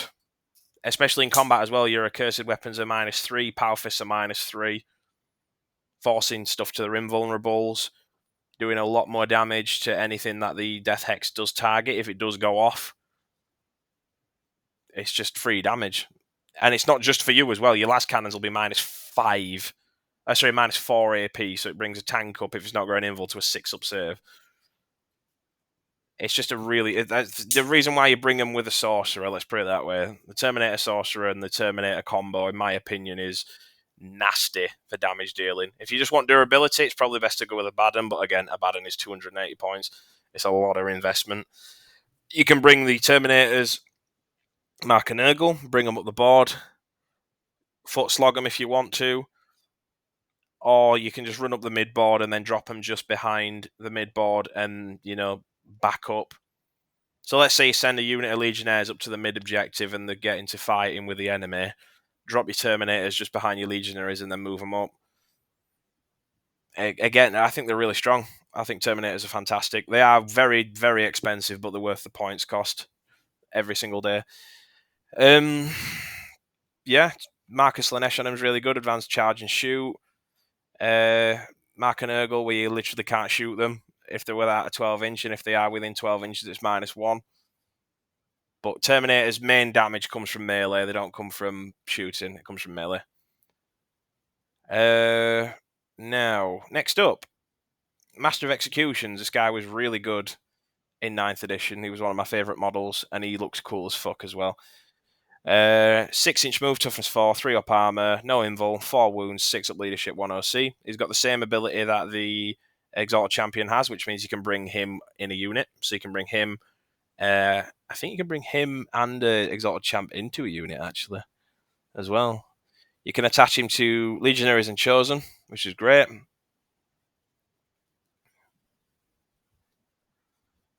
Let me have a look. So, his abilities. His weapon, really good still. Precision, dev wounds, 5 attacks, hitting on 2, strength 7, -2 damage. Again, it's a character killer. If you do kill a character, you get a CP as well, which is great. So it incentivizes you to actually play lore accurately, which is good, but your opponent can use that to his advantage and position his characters in a way where you are in a very bad spot. But again, you can do some nasty stuff with this guy. The Warp-Sighted Butcher, it had a rework from its previous edition. It wasn't the 6-inch heroic intervention anymore. So while the model is leading a unit, each time a model in the unit makes a melee attack, that targets a unit that is below its starting strength, which means even if you kill one model, you can reroll the hit roll. So kill one model, you get a reroll hits, but you can do that with most Terminator squads or Chosen in general, I think, anyway, so it doesn't really matter. But the big thing is if it's below half strength, where if it's below half strength, you get to reroll wounds as well. So you get to reroll hits and reroll all wounds, which is really fucking good. I do think the guy is not as good as he used to be.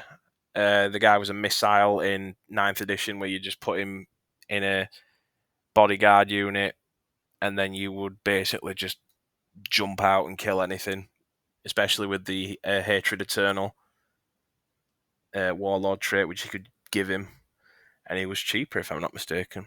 I used to pay 85 points for him because I played Emperor's Children, so Marcus Lanesh made him 85. He was originally 65? Yeah. Now he is 80 points, so again, he's cheaper in my eyes because I never brought him without Marcus Lanesh. Where would I rank him? I would probably say it's a flavour choice. I would put him in B tier if I can find him. There we go. I think you could switch these around. In my opinion, the Exalted Champion is better because reroll all hits is just, you can do that anyway with Terminators, and there's ways to get it for other characters. But again, it's not bad at all. Like he's just, there's other options, but again, he's still nice to have. He's like a good attaché. Like you put him with a unit, and he's going to force multiply it. Possessed are up next. They are movement 9, toughness 6, which is great. They got an extra pip of toughness, 3 up save, 5 up invul, 3 wounds each, 6 leadership, and 1 OC. So just let me have a look at what song's playing at the minute. Just bear with me. I'm just going to switch my playlist.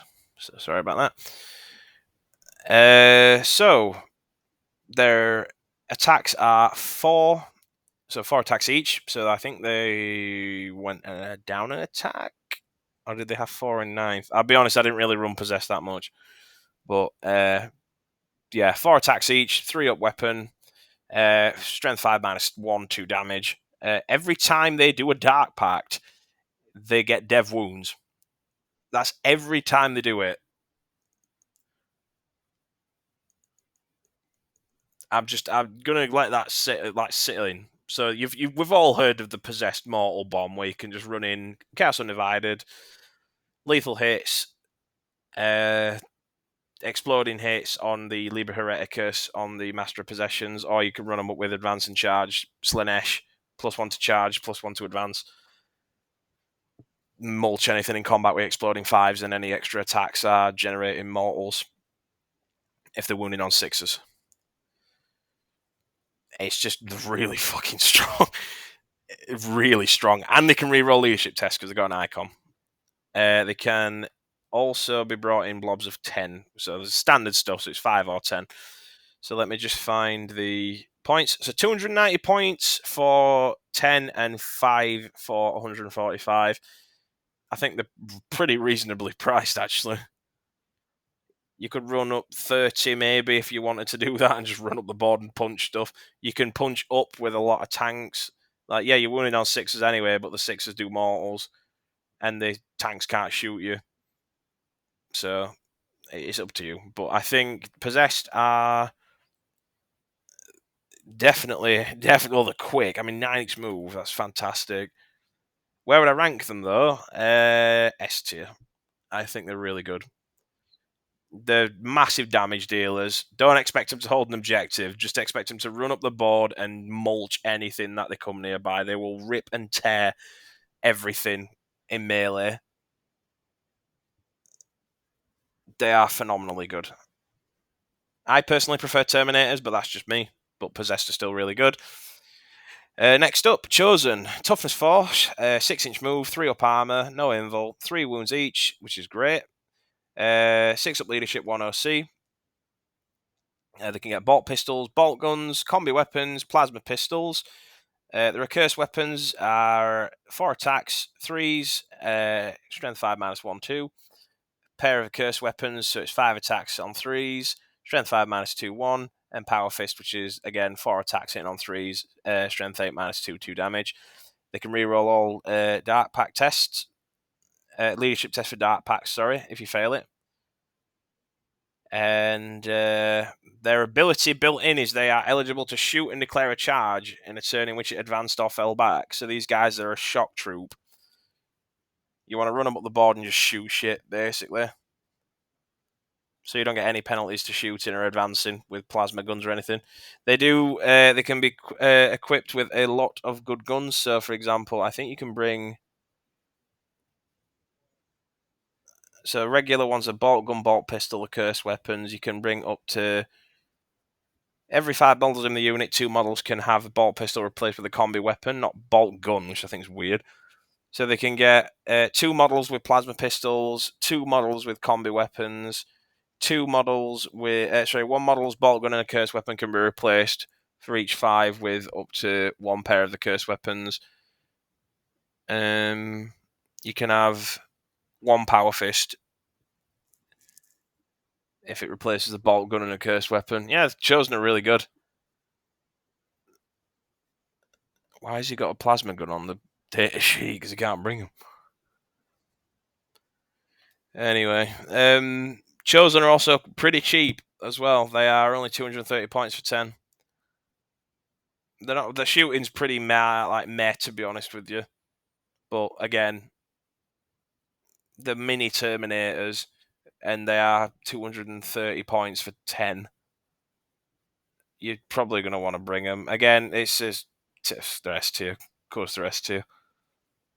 They've got so many leadership options. I think the extra wound is the big one, because a lot of damage to weapons you're going to have to work twice as hard, and all that damage is useless at that point. So, again, it's just free damage reduction by math. It's weird. But, yeah, I think Chosen are cheap. They're a very good unit to have. The Legionnaires were good, basically. Noise Marines, one of my favourite units. 6-inch move, toughness 4, 3 up armor, 2 wounds each, no invul, 6 up leadership, 1 OC. They can bring a Blastmaster, which is the main reason why I bring it. On the single frequency, it's a heavy, so if they stand still, they hit on a 3.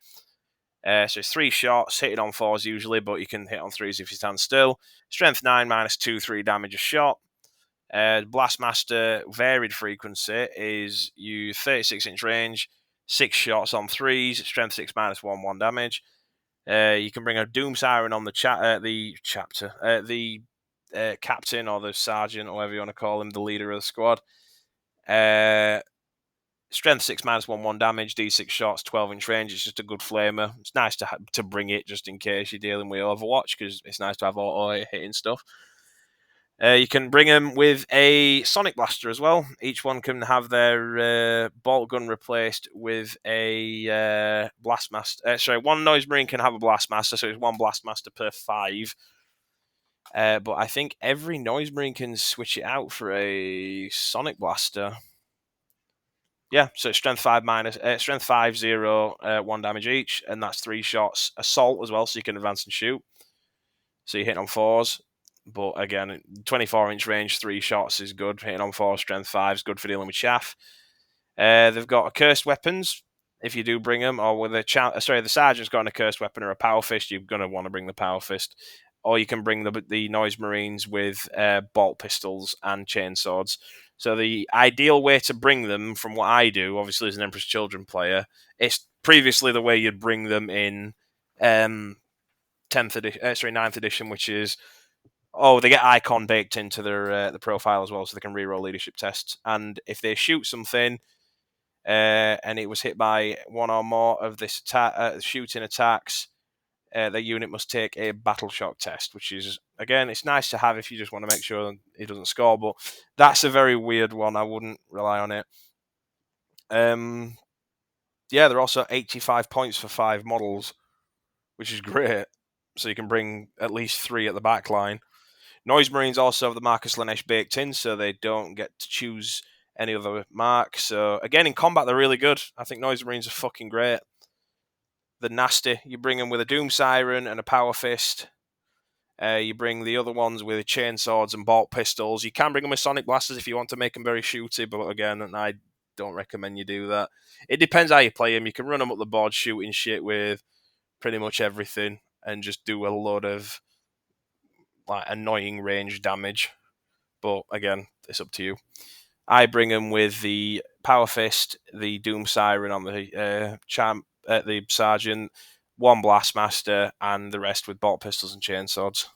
And they are 85 points. Noise Marines, again, the problem is Lucius makes them battle lines, so you can bring as many as you want. But I do think if you're making Lucius your Warlord, then it's weird. If they were not battle line, if they were OC2, I'd rate them higher, and if they were battle line units for like an Emperor's Children detachment that didn't involve Lucius.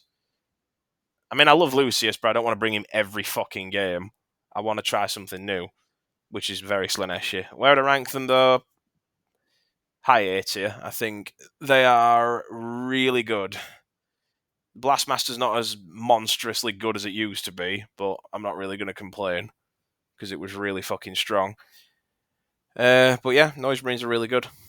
Venomcrawler's up next. 12-inch move, toughness 9, 3 up armor, 5 up invul, 9 wounds, 6 up leadership, 3 OC. The melee is the exact same as the shooting, so it's strength 6 -1/2 damage. The excruciator cannons, you get 2, so it's 12 shots, 6 for each, 36-inch range. Strength 6 -1/2 damage. Like I said, the melee is the same. It's 6 attacks. Strength 6 -1/2 damage. They do have deadly demise as well, which means that if it blows up, it gets to fight and do D3 mortal wounds to anything within a certain radius. So they're a very snowball unit, the Venomcrawler, and I say this because their ability means that if they get a kill or if they kill a unit, if they kill a unit and deliver the killing hit, whatever unit it is that died, they get +1 attack and +1 shot for each gun. So you get, potentially, let's say the Venom, you weaken, 3 Guardsmen, chaff shitty units, or your Venomcrawler, which in all likelihood is probably going to wipe out a squad of Guardsmen. They kill the squad of Guardsmen. Instead of 12 shots, you've now got 14 because it's 1 per gun and you've got 2 guns. So every unit you kill, you get an extra 2 shooting attacks and you get an extra 1 melee attack. It potentially can bring loads. You can bring quite a few, and just like 3, for example, and just run them up the board and just shoot you're basically an asshole character. Like, you just run in there and it causes many problems as possible. You're not a big enough threat for your opponent to be like, right, we have to deal with them until it gets to that point. And if they've got to that point, then you're probably going to win the game. Because if the Venomcrawler can get like 3 kills, that's what, an extra 6 shots? You're getting 18 shots? It's just ludicrously strong. Potentially ludicrously strong. But again, the problem is your opponent is going to target them. Like, they're going to shoot them as soon as they see them. In my experience, Venomcrawlers are very weird. My friends have... I went ham on one in one game, and they've never allowed them to live after turn 2. They are 140 points, though, so bringing 3 of them will knock you back by 420 points, if my math is correct, which I'm assuming it is. I'd bring 1 or 2. I think I bring 1 every game. It's just good to have that extra firepower. It's not very anti-tank. It's more anti-infantry, harassment, skirmishy kind of unit. But again, I do think they're pretty good. Excuse me, I've got hiccups. Where would I put them? They do actually bits. It depends what you're up against. Elite armies, it's crap. But against chaff armies, they are genuinely so fucking strong. I mean, essentially against Genestealer cults, they're all toughness 3, most of them. And you just shred them. Yeah, I'll put them in A tier. In fact, no, I'll be critical. So the majority of the time you're going to be playing against them, it will be elite armies. So I think top of B tier, maybe. So again, the B tier ranking doesn't mean they're bad at all. Anything above C tier I consider good and usable. So in that sense, I'm going to put the Dark Apostle there. I think the Terminator Lord's better. In fact, actually, I'm going to bring the Terminator Lord up and switch these guys around. So Terminator Lord is in lower end of B tier. Dark Apostle is mid-high C tier. But yeah, Venomcrawler is cool model. Looks really good. I would also recommend trying them out just to see how you feel about them. A lot of people say, oh, they're pretty bad, and I disagree. I think they're very funny. Against elite armies, they get shat on because the majority of the time they're just going to get mulched. But against chaff armies, these guys are a fucking nightmare to deal with. Because, again, toughness 3 units, you're winning them on 2s. Or 3s if they've got like a -1 wound. And you've got that many shots coming at them, you're bound to kill. Genestealer cults can potentially just keep feeding you kills. And you just absolutely mulch them. So you mark and Nurgle them, you get exploding 5s as well. And if you kill 3 units, that's what? 18 shots with exploding 5s? Hitting on 3s? About that point, though, if you're killing 3 units, there's something severely wrong. But yeah, either way, Venomcrawlers are probably B tier. If they were against chaff units, I'd put them high A. But obviously, because not every unit every army you're going to fight against is going to be Guard or Genestealer cults or Sisters. Yeah, and they're also able to get... No, they're toughness 10, aren't they? Venomcrawlers, I've just read it out. No, toughness 9, no, yeah. So melter guns are wounding them on 4s, which is... Yeah, so B tier is pretty fine. Bikers, 12-inch move, toughness 5, 3 up, armor, no invul, 3 wounds each, 6 up leadership and 2 OC.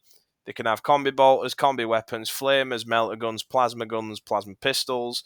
They do have chain swords, accursed weapons, or power fist. Oh, I'm assuming you can only bring that on the sergeant, though. I'm going to try to speed this video up, by the way, because I'm aware it's like, what, an hour and a half. Outmaneuver is their ability. So at the end of your opponent's turn, if the unit is wholly within 6 inches of one or more of the battlefield edges and not within engagement range of one or more enemy units, you can remove it and place it in strategic reserves. So it means you can deep strike them for free, which is great. They're a harassment unit, though. Like they're not particularly suited to anything. They should be like a biker lord. I think a Chaos biker lord leading these guys would be fucking awesome. I think they should have like a HQ or a leader that does actually do that. I'd definitely be down for that. But yeah, they also have an icon, which is great. So they can reroll dart packs, which is good. You're probably going to want to bring a Mark a Nurgle or Mark a Corn if you do plan on being a dickhead and getting behind them. Again, Marcus Lanesh is good on them as well. Or Zinch. They're a generalist unit. They're very usable. The points cost is, let me try and find them, so bear with me. 190 points for 6. Wow, that's actually expensive. 3 of them you're not gonna feel them if it's 3 of them, but 6 is too expensive. Where would I rank them? Bikers are pretty mid, so I'd probably put them C tier. If they had a HQ unit they could be brought with, like a biker lord, hint Games Workshop, bring a biker lord out, then yeah, I would bring them. They'd be a lot higher depending on how the biker lord was, but yeah. Raptors, 12-inch move, toughness 4, 3 up armor, no invul, 2 wounds each, 1 OC, and 6 up leadership. They can deep strike, which is great. They've also got a plasma gun. If you can bring a plasma gun, a melter gun, or a plasma pistol. You've got accursed weapons, Astartes chain swords, close combat weapons if you don't bring any melee, and you can have a power fist on the sergeant. So while within 6 inches of an enemy unit, each time they take a battle shock test, subtract 1 from the result, which is good. They keep the fearsome aura from 9th. And at the start of the fight phase, if it's within engagement range or 1 or more units, it must take a battle shock test. The enemy unit must take a battle shock test. Let me try and find their points cost. So the Raptors are 190 points for 10. That's pretty good. 5 of them are 95 points. Throw them in a back line and just cause some problems. Maybe 10 if you're feeling it. Throw Harken in there for a few more giggles. I'll be honest though, unless you're trying to get engaged on all fronts, I think they're better than bikers. But they're not bad. They're okay. They're not as good as they used to be. They can do actions though, which is good. Warp Talons, 12-inch move, toughness 4, 3 up armor, 5 up invul, so they do get an invul save, 2 wounds, 6 up leadership, and 1 OC. They have twin links, so they get to reroll all wounds on the weapons because they've got lightning claws. So 4 attacks, hitting on 3, strength 5, -2, 1 damage. Warp Flame. Each time an enemy unit is within engagement range of the unit and selected to fall back, if the enemy unit is not battle shocked, your opponent must take a desperate escape test for each model in that unit before any are moved. If the enemy unit is battle shocked until the end of your the end of the phase, each time a desperate escape test is taken for the model in the unit, subtract 1. So again, this basically you fall back, you take mortals if you do decide to do that. And again, you don't really want to be in combat with Warp Talons, but they are pretty expensive, and I do think they are quite shit. So they're good on paper. If they were cheaper, they'd be a lot better, but they're just suicide troops. So 10 of them are 260 points, which is way too much. They used to be 280, so they did technically get a points decrease, which is good, but again, I don't think they're any good. I think they're better than... I'd put them there. I think they're D tier. I don't think they're good enough. I think if they had cheaper prices, yes. If they were priced something reasonable, I do think maybe 200 points, maybe less.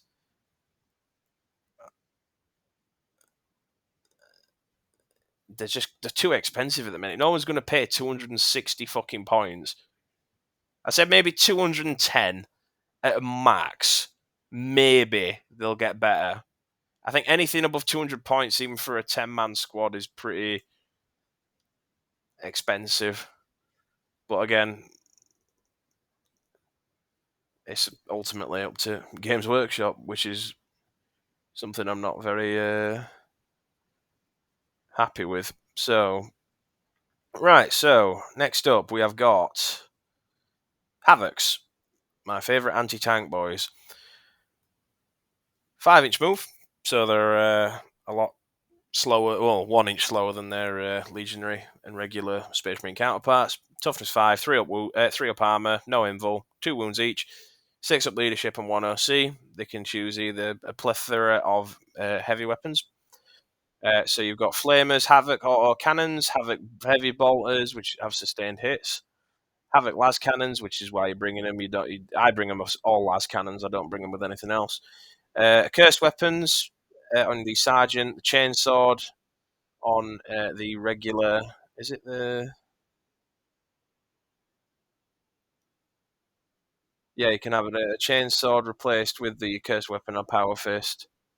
Yeah, so I'm actually not sure if Havocs have chainswords. I don't think the regular guys do. I usually bring the guy with the plasma, the sergeant with the the champion with power fist and plasma gun. Yeah, they can dart pack.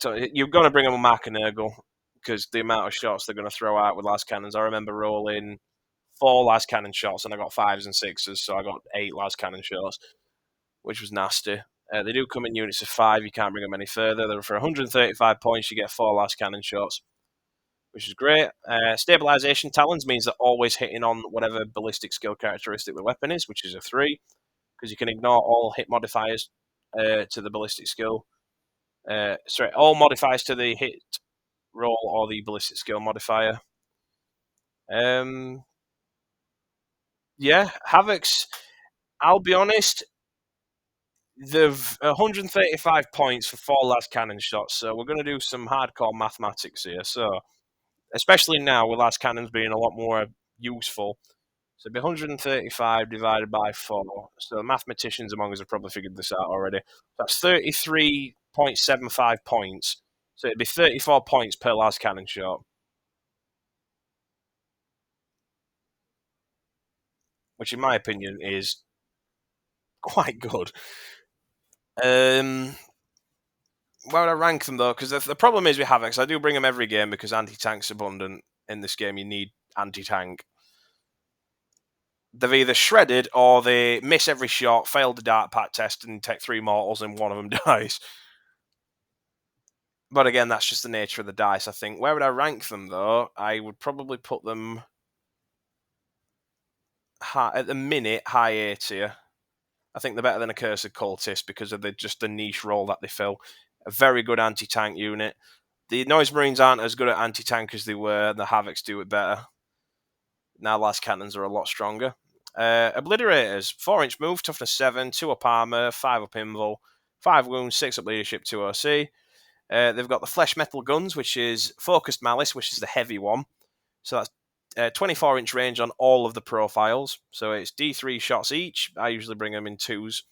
So D3 shots, hitting on 3s, strength 12 minus 3, 4 damage. But if you're within half-inch range, you get an extra 2. So that is 6 damage a shot. Flesh metal gun, ruin a salvo is blast, so you get extra shots. So D6 shots each, hitting on 3, strength 8 minus 2, 2 damage. Really good at dealing with big squads of Space Marines or any infantry, really. And your Flesh Metal Gun Warp Hail, which is sustained hits 1, which gets baked in. So if you run a Mark and Nurgle, you get sustained hits 2, so you get an extra 1, I believe. Because the Mark and Nurgle gives it you anyway. D6 plus 3. If I'm wrong about that, by the way, please mention that in the comments. I don't want to be cheating unintentionally. So hitting on 3s again. Strength 5 minus 1, 1 damage. So they've got Crushing Fists in melee. They're actually pretty nasty in melee. 4 attacks each, hitting on 3, strength 9 minus 2, 2 damage. They can deep strike, which is what you're probably going to use them with because, you know, the fucking short range. 24-inch range is not a long range weapon. Warp Rift Power. So once per battle, when the unit makes a Dart Pact, it can use this ability. If it does, until the end of your phase, ranged weapons and the models in this unit are equipped with the indirect fire ability. So anything you're shooting at is -1 to hit, and the enemy does get the benefit of cover. However, you can put them behind a building. If the enemy's a slower army or an average speed army, you can deep strike appropriately. Put them behind a building. Mark of Nurgle. Don't run a Marker's Inch because people suck Marker's Inch off like it's the best thing ever. It depends on your game. If you're up against like your higher tier stuff, maybe Marker's Inch is better because you're auto wounding and you're -3 AP, 6 damage a shot. So I run a Mark and Nurgle personally because I tend to get quite lucky with dice rolls. So you get strength 12. So you're wounding most tanks on 3s. D3 shots each. Indirect fire around the building or above the building or whatever. and you get 6 damage a shot, anything that goes through. They can melt tanks and not get shot at, which is the main problem with Obliterators originally. The issue was that they'd shoot, kill a few things, and then just get killed. But I do think they're a lot better. And the next turn, you can move them out, because they're only 4-inch move. You can move them out and then still shoot, which is really good. So their price cost, I think they got a decrease. I think they're a lot better now. Yeah.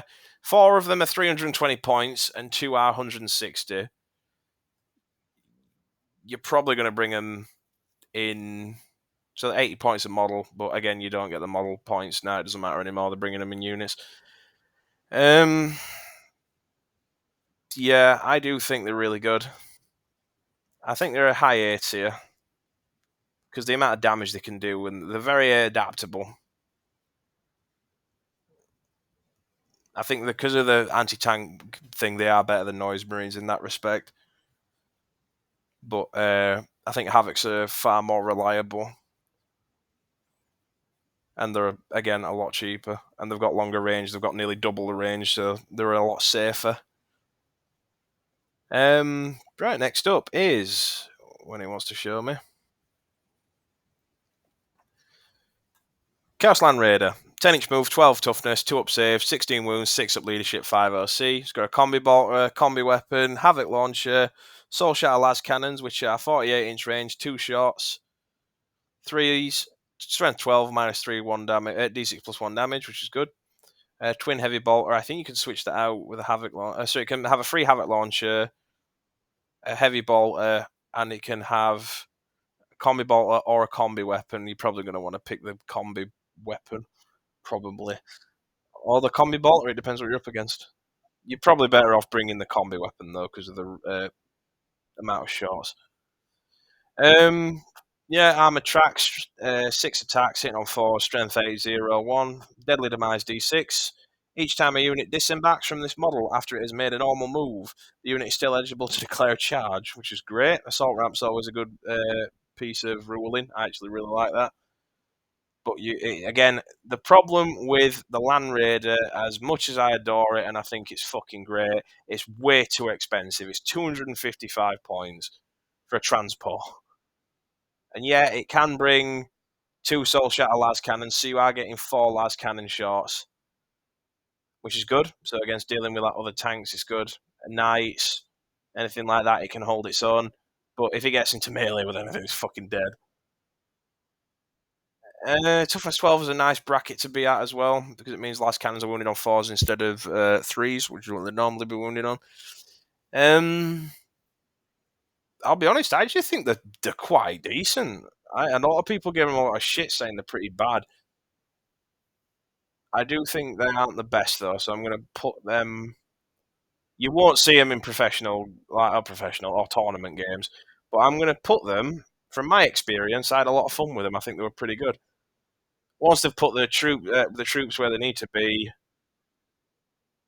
again, the problem is, though, if anyone's got any anti-tank, that's going straight into that, and it doesn't have an invul.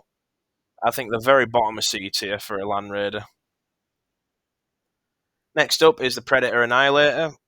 So combi bolter, combi weapon, havoc launcher, heavy bolter. So it's got 2 choices. So it can have a las cannon or the twin las cannon, which is 1 shot as well. So the twin las cannon is strength 14, minus 3 d6 plus 1 damage. So it can have 2 heavy bolters or 2 las cannon. 2 heavy bolters and 2 las cannons. But it's equipped with twin las cannons and armored tracks. It's basically an anti-tank tank, but it's 1 shot. I don't know if that means you can bring a twin las cannon and then 2 las cannons, in which case that's actually quite good. But again, it's toughness 10. It's just going to get mulched. It's got no invul, 3 up armor. Each time a ranged attack by... excuse me, bear with me. Each time a ranged attack is made by a model in the unit, model is allocated to a monster or a vehicle, reroll a damage roll of 1. Not bad. 135 points. Again, pretty cheap. I still think they are a bit niche though. I think anything that shoots at it, it's going to probably die, and it is too expensive to be like that. So I think if you position them well, they can potentially be good. But again, Havocs are just way safer. Havocs are 5 points more expensive and have far more maneuverability and options. So yeah, I think DT is pretty reasonable for the Annihilator. Destructor, 10-inch move, 10-inch move, 10 toughness, 3 up armor, 11 wounds, 6 up leadership, 4 OC. Combi bolt or a combi weapon. You can get Havoc launcher, heavy bolt, a las cannon, or an auto cannon. Armored tracks, again, they're fucking terrible. So it's strength 6-0-1, hitting on 6s because it's a tank. They're a very weird one. So if you target an enemy infantry unit, you can get an extra AP. I think that stacks with the Terminator Sorcerer as well. So if you're struggling against very tough, resilient infantry like Terminators, you can just pepper them with -2 heavy bolters. So you'd be -3 heavy bolters if you had the ideal combo that went off, but usually it's -2. But again, if you're shooting at fucking Terminators with heavy bolters, there's something severely up. And you're not going to bring it because, let's be fair, realistically, yeah, it's a cool model, but it's 130 points. Also, I just realised the Predator Annihilator is the exact same points cost as a squad of Havocs. Just bring Havocs. Predator structure is 130 points. I'll be honest, I think it's worse than the Predator Annihilator. But I still would bring it over Harken and all the others below. I think Cypher's better than them, actually. So I can go there. Next up, we've got the Vindicator, the meme cannon. Combi bolter, combi weapon, the Demolisher cannon, which is blast, which is good. Problem is, it's 24-inch range, so again, short range. You've got 9-inch move, toughness 11, 2 up armor, no invul, 11 wounds, 6 up leadership, 3 OC. The Demolisher cannon, I'll just read the stats. D6 plus 3 shots, 24-inch range, hitting on 3s, strength 14, 3 damage, -3, D6 damage a shot. So you can have D6 plus 3, Mark and Nurgle hitting and exploding 5s. It's good. So when making a ranged attack, the model can target enemy units with an engagement range of it, providing no other friendly units are also within engagement range of it. In addition, when making ranged attacks, this model does not suffer the penalty to hit for being within engagement range of any one or more enemy units. So you can still hit on 3s in combat, which again with the cannon is quite funny. But the problem is two things. As fun as the Vindicator is, I think it's pretty mid. It's 210 points for a toughness 11, 2 up save, which is all right, but it's going to get popped. Last cannons are going to still kill it. If a Havoc squad shoots at this thing, it's going to kill it. And the 24-inch range on the Demolisher cannon, even if it has got blast, it doesn't matter. It is way too expensive. I still think it's better than... I'll be honest, when it goes off, it fucking kills. Like, if your opponent's dumb enough to let you get around and shoot that, it's nasty. It'll blow a tank up relatively quickly. You're wounding knights on 3s, man. But again, if your opponent's dumb enough to do that, then they deserve to lose. Defiler, 8-inch move, toughness 10, 3 up save, 5 up invul, 14 wounds, 6 up leadership, 5 OC. So it's got a combi bolter, combi weapon. It can have a Defiler cannon, which is D6 plus 3, 48-inch range, hitting on 3, strength 10, -1/3 damage. Reaper auto cannon, twin heavy bolter, twin heavy flamer, and a twin las cannon. You're probably going to want to bring it with the Defiler cannon, though, because I think the cannon's a lot more applicable. But again, the last cannon, it's just one shot. That's the problem. The melee is where you're bringing it, though. So 5 attacks, hitting it on 3s. Strength 16, -3, D6 plus 1. And the Scourge is an extra 3 attacks, hitting on 3, strength 12, -1, 2 damage. It's got Deadly Demise, D3. Scuttling Walker, each time the model makes a normal or advanced move, it can move over friendly monster or vehicle units as if they were not there. This model can ignore terrain features that are 4 inches or less in height as if they were not there too. That's a really good rule, but that should be base kit. That should not be an exclusive ability. That should be its like one flat out rule. It should have a different like ability. But again, I'm not going to complain because that is really good. So it does allow with the Defiler. The main issue with it was its clumsiness, and this alleviates a lot of that, which is great. And it brackets at 5 wounds, which again, it's 14 wounds. So. And it is only toughness 10, so again, it's a big model. It's going to get shot because your opponent's going to look at it and be like, "Oh, it's a Defiler. I'm just going to pop it while I can see it." Or, I mean, if it gets into melee, it's going to shred. But I think it's pretty. Yeah, I'd say top of D. I still think the Vindicator is there. I think Cypher's probably. Nah, Cypher's still. Yeah, that's fair enough. Yeah, so next up. I still think the Defiler's a fun model, though. Forgefiend. 8-inch move, toughness 10, 3 up armor, 12 wounds, 6 up leadership, 3 OC, deadly demise. Each time the model is selected to shoot, it can use this ability. If it does, until the end of the phase, ranged weapons have dev wounds and the hazardous ability, so you can overcharge. So, Ectoplasma Cannon, you bring in 3 of these, and I'll tell you why. 36-inch range, D3 shots, hitting on 3s, strength 10, -3 damage. Obviously, it's dev wounds, so any 6s auto wound. Bring away Mark and Nurgle, you just get 3 times D3 shots, so it'd literally just be D3, D3, D3, exploding 5s. They're alright in melee, they're not particularly great either, but again, you've got a melee counterpart for these. They do have a 5 pinball. Forgefiend are, I'm sure a lot of people have already been made aware, fucking nasty to deal with. They are 165 points, and if your opponent doesn't focus them down, which I guarantee they will do every single game, they are going to fucking shred anything they shoot at. It's just generally good all-purpose fire. Really fucking strong. I think they are an S tier choice. I think they are probably the best unit in the index. I just think the problem is that just to get shot, they die. But again, I do think the amount of firepower, if you play them well, the amount of firepower you get off of them is fantastic. And they do have a 5 pinball, which is, again, it's not much, but it's better than no. I mean, you're not really going to complain. Oh, my 5 up invulnerable save that I get for free didn't work. Whereas most tanks don't even fucking get that. Like, come on.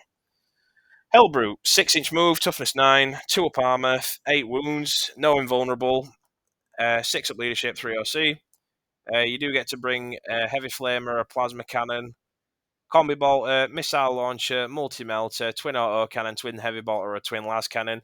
In my experience, you either want to bring it with the plasma cannon or the las cannon for the extra shot, and then you want to bring the hammer for the melee.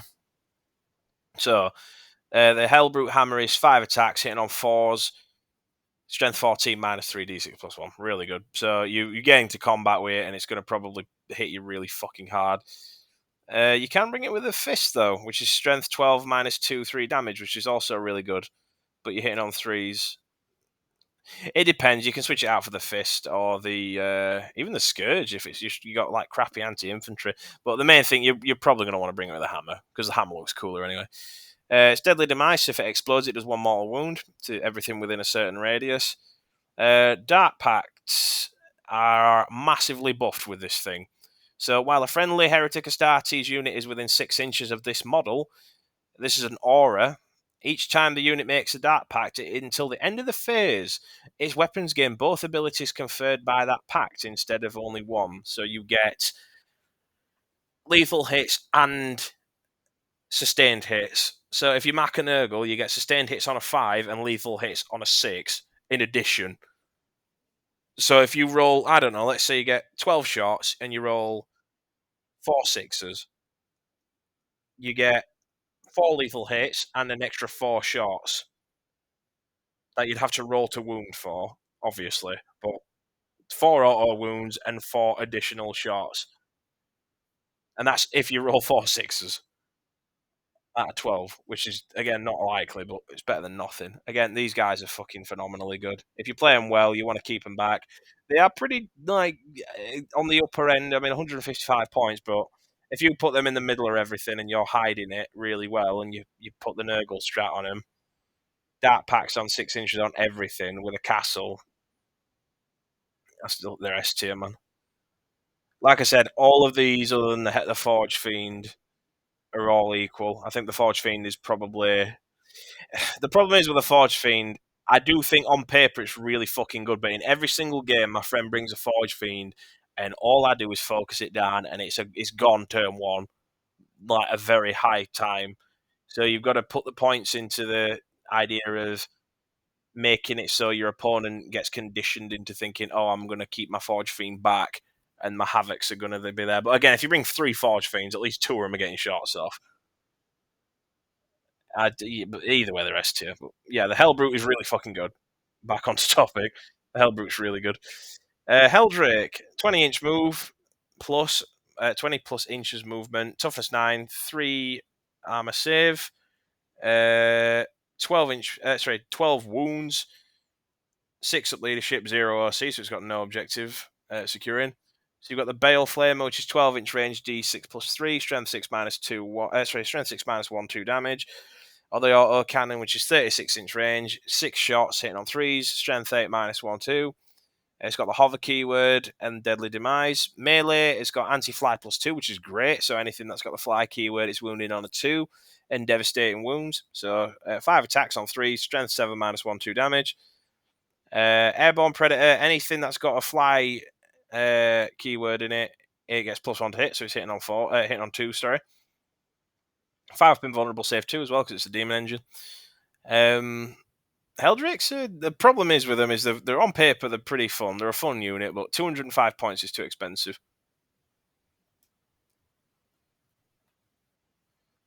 They're just too expensive. I can't particularly give a reason as to why they're so expensive, but they just are. I mean, 205 points is pretty fucking steep. Heldrakes, I do think they are suffering from too expensive to be a useful itis, so I'm going to put them probably... I think Harken's actually about there. I think the Heart is better than that, yeah. So Helldrake's a lower D tier. I don't think they're outright terrible. If they got a points decrease to like 100 and like maybe 170, 175, I think you'd see maybe 1 or 2. They're just a fun unit. Like any fly crisis suits, anything like Tyranids, you're wounding them on 2s.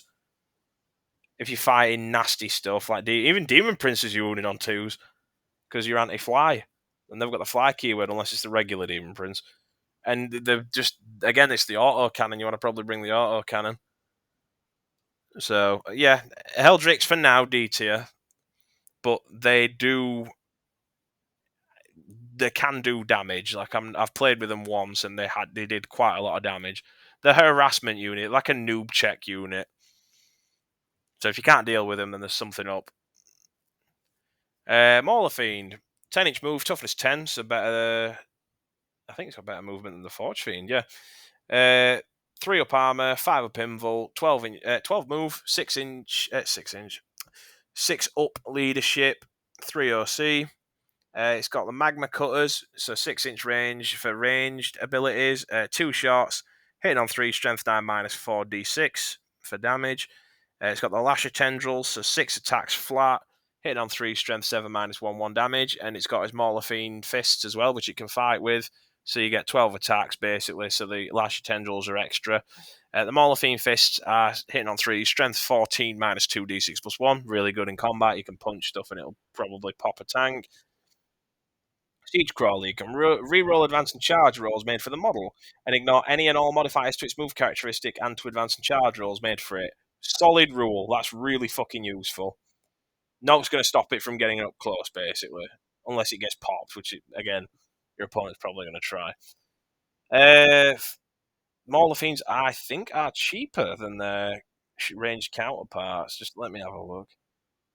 155 points, so yes, they are by 10 points. Do I think they are bad? No. Do I think they're very good? Again, no. I think they suffer from there's other stuff and it does it better.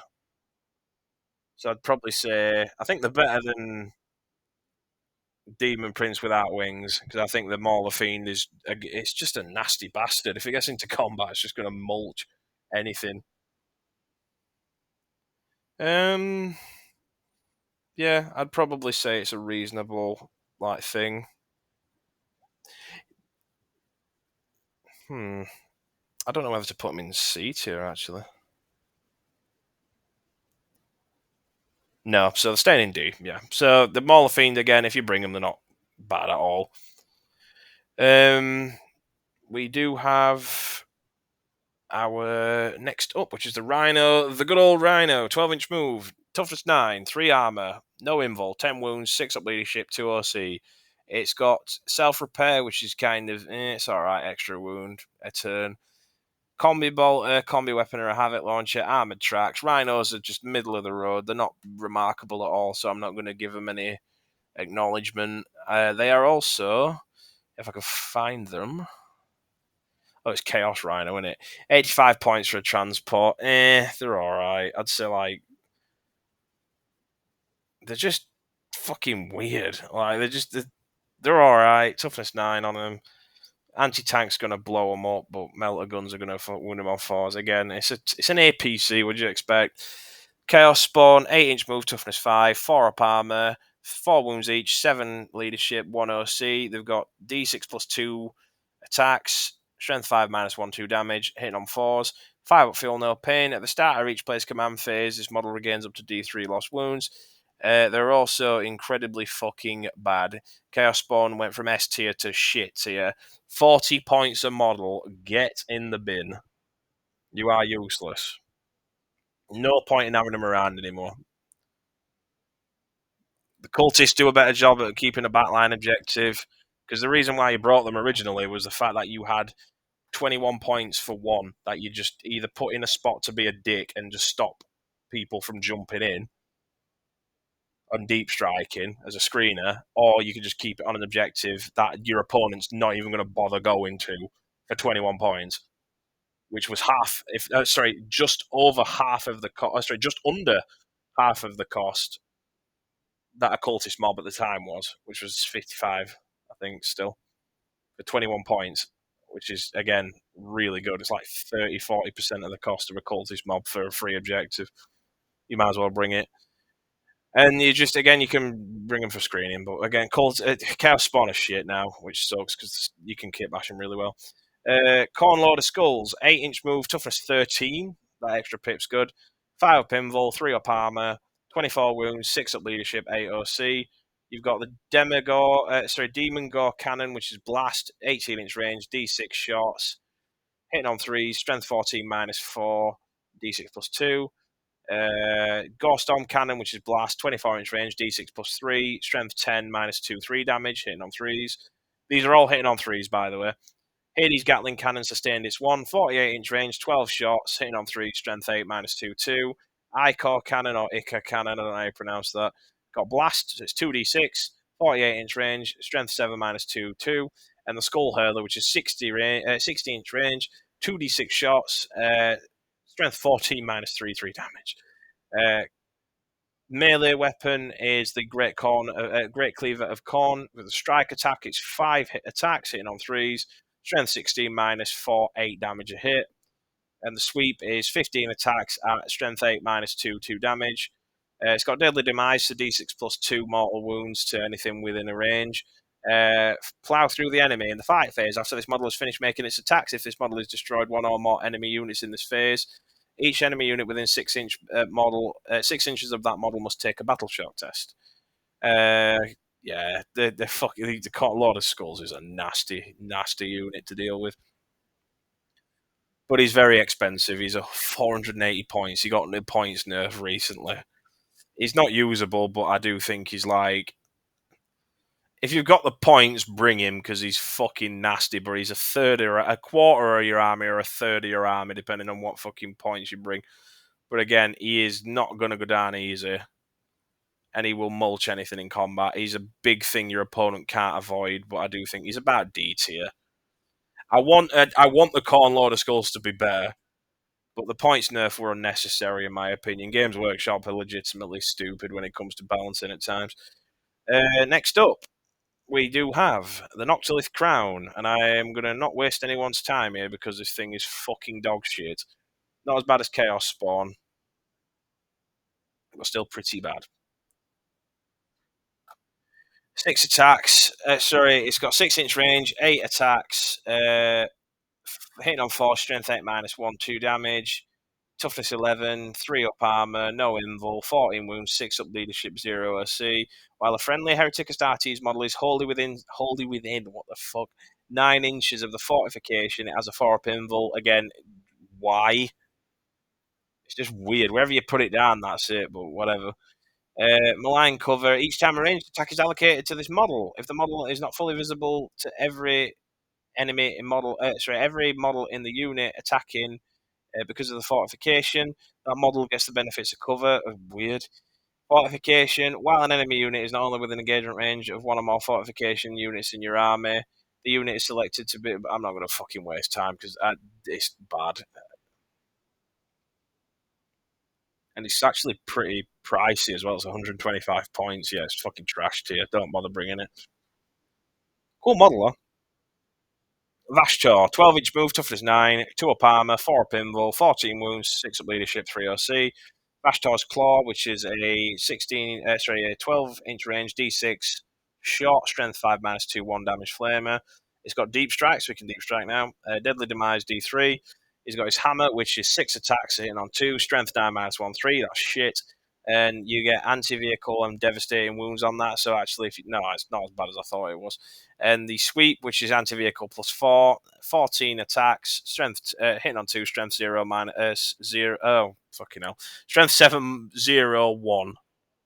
You're not going to use a sweep against a vehicle, and you're doing something severely wrong if you are. Unholy Mechanisms. While a friendly demon vehicle unit is within 6 inches, add 1 to the strength of the weapons. Not bad. Agonize the Machine Spirits. At the end of your movement phase, select one enemy vehicle within 18 inches invisible to Vashtorr. Until the start of your next movement phase, half the move characteristic of models in that unit and subtract 1 for the attacks characteristic of melee weapons equipped by the models in that unit. Why melee? That makes no sense. If it were ranged, that's actually decent, but fucking hell, melee? Really? Unless you're going up against like a very melee punchy thing, like a Mauler Fiend. Bit weird. And plus Vashtorr is very expensive. He's 225 points and he is massive. And he's only toughness 9. Yeah, he has a 4 pinfall, and he's got 14 wounds, but you're gonna shred him. He's E tier, which sucks because his model's cool. Traitor Guardsmen. 6-inch move, toughness 3, 5 up armor, 1 wound, 7 up leadership, 2 OC. The 2 OC is mega. That literally won me a game once. They can bring up to 3 cultist sniper rifles, which are strength. So it's heavy, so you're hitting on 3s if you stand still.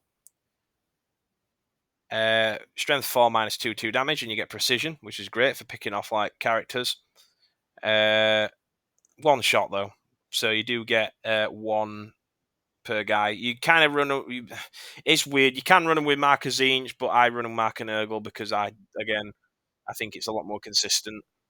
You can bring them with either 3 cultist sniper rifles, 3 melter guns, 3 plasma guns, 3 flamers, or 3 grenade launchers.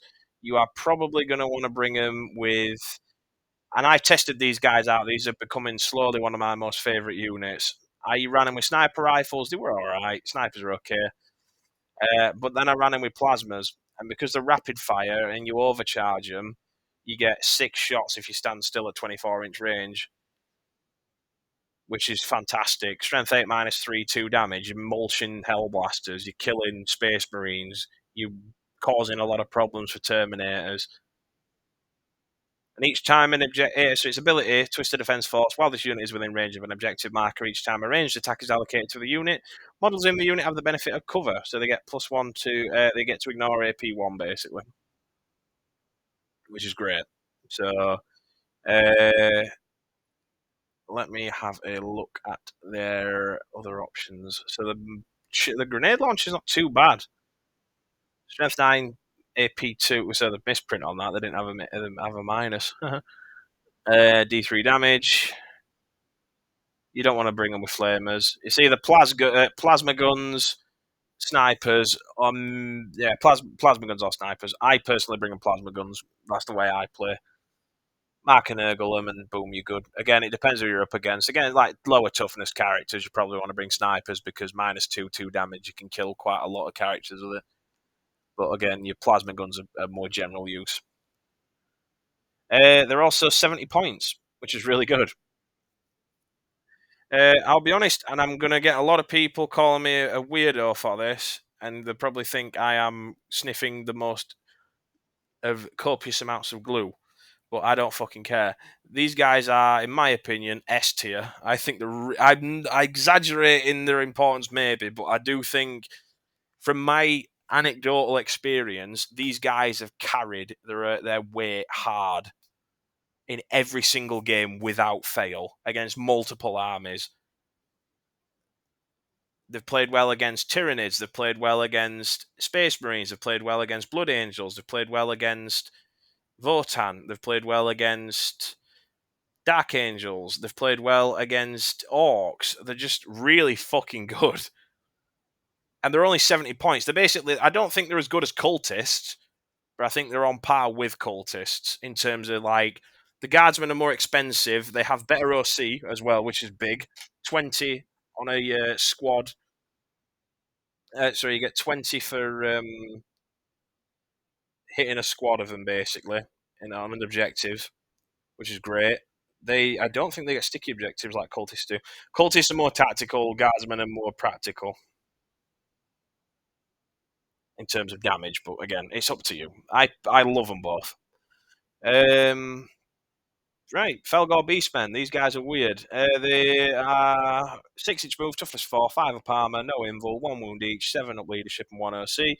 They have scouts, which is good because we don't have any other fucking thing in the game that has scout, so they can move pre-game 6 inches.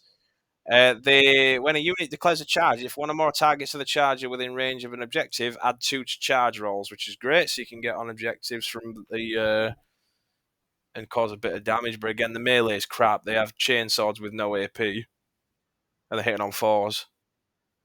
You can bring a corrupted stave. Wow. Dev wounds on a 1 damage weapon. Holy shit. A great weapon hitting on 5s. And they are pretty, for what you get, it's actually not that good. 95 points for turn. Yeah, they're alright. I think they're just the D tier. I'd probably put them like bottom of D tier. They're not. They should be better. I do think they're a melee scout unit that can't melee. So what's the point? Right. Let's see what's up next. Traitor Enforcer. A final one. 6-inch move for both. Toughness 3 for the Enforcer. Toughness 6 for the Ogryn. 5 ups armor for both, and the Traitor Enforcer has a 5 up invul. The Enforcer's got 3 wounds. The Ogryn's got 4. Enforcer's got a 6 up leadership. The Ogryn's got a 7, and they both have 1 OC. Enforcer's got a bolt pistol. Ogryn weapons, 5 attacks hitting on 3, strength 7 -1 2 damage, and the power fist is 3 attacks hitting on 3, strength 6 -2 2 damage. While the unit is leading a unit of Traitor Guardsmen or Traitor Enforcers, while the unit is leading while this unit is leading a unit that contains Traitor Enforcer model, that unit can be targeted with the Insane Bravery stratagem for 0 CP, but you basically shoot a fucking, what you call it, a guardsman, which is, no. Don't do that. That's fucking stupid. Just pay CP for it if you need it that bad. But guardsmen are on the back lines most of the time anyway. I just keep them on that objective and I don't move them all game. The Ogryn has got a weird ability, which means while the unit contains a Traitor Ogrin model, character models in the unit have a 4-up Feel No Pain. So it's literally just a Traitor Enforcer that has a 4-up Feel No Pain and a 5-up Invul, which is just weird. And the problem is as well, Traitor Guardsmen cost 70 points for 10. The Enforcer and him, the Enforcer and the Ogrin come as a unit, and they cost, what is it, 65 points off the top of my head. Let me try and find it. Yeah, 65 points. The fucking dog shit. They're absolutely awful. I hate to end on such a dour note, but they're not outright useless. But I do think you don't want to bring them. Traitor Guardsmen are already top tier. I won't bring the Enforcer under any circumstance. Although the models are fantastic, though. Like the credit to the art team or whoever designs the models, because they are really good. But yeah, this is my tier list. Obviously, I'll just run through it quickly. So S tier. This is not in order for S tier. These are all equally good. So you've got your Forgefiend, Sorcerer in Terminator Army, your Chaos Lord, Master of Possessions, Chaos Cultists, Chaos Terminators, Chaos Possessed, Chaos Chosen, Traitor Guard, and your Hellbrew. A tier, you've got Havocs, Accursed Cultists, Obliterators, Noise Marines, Abaddon, Dark Commune, Fabius Bile, and Lucius. B tier, you've got your Venomcrawler, Exalted Champion. In fact, actually, I'm going to move Lucius down. Oh no, fight first. Actually, I forgot about that. Master of Executions, Chaos Terminator Lord. C tier, you have a Dark Apostle, Raptors, Bikers, Demon Prince with Wings, Legionaries, a Rhino, Huron Blackheart, and the Land Raider. D tier, you have the Defiler, the Mauler Fiend, Demon Prince without Wings, the Vindicator, Cypher, Lord of Skulls, Helldrick, Harken Worldclaimer, Warpsmith, Chaos Destructor, and Chaos Annihilator, the Helldrick, Warp Talons, and your Felgor Beastman. E tier, you have the Sorcerer, the Lord Discordant, and Vashtorr. And right at the bottom in F tier, you have the Traitor Enforcer, the Noctilith Crown, and at the very bottom, you have the Chaos Spawn. Chaos Spawn are useless. But yeah, thank you for watching, those that have listened. And yeah, any feedback, again, is appreciated. I enjoyed discussing things with you on my previous tier list video. I'm hoping to get a lot more people in some form of rapport where I can talk to you and I can get your opinions and see what you think for certain units. But yeah, other than that, thank you for watching, and I hope whatever it is that you're doing, that you're having a good time, and that the rest of the things that you do are also really good. Take care.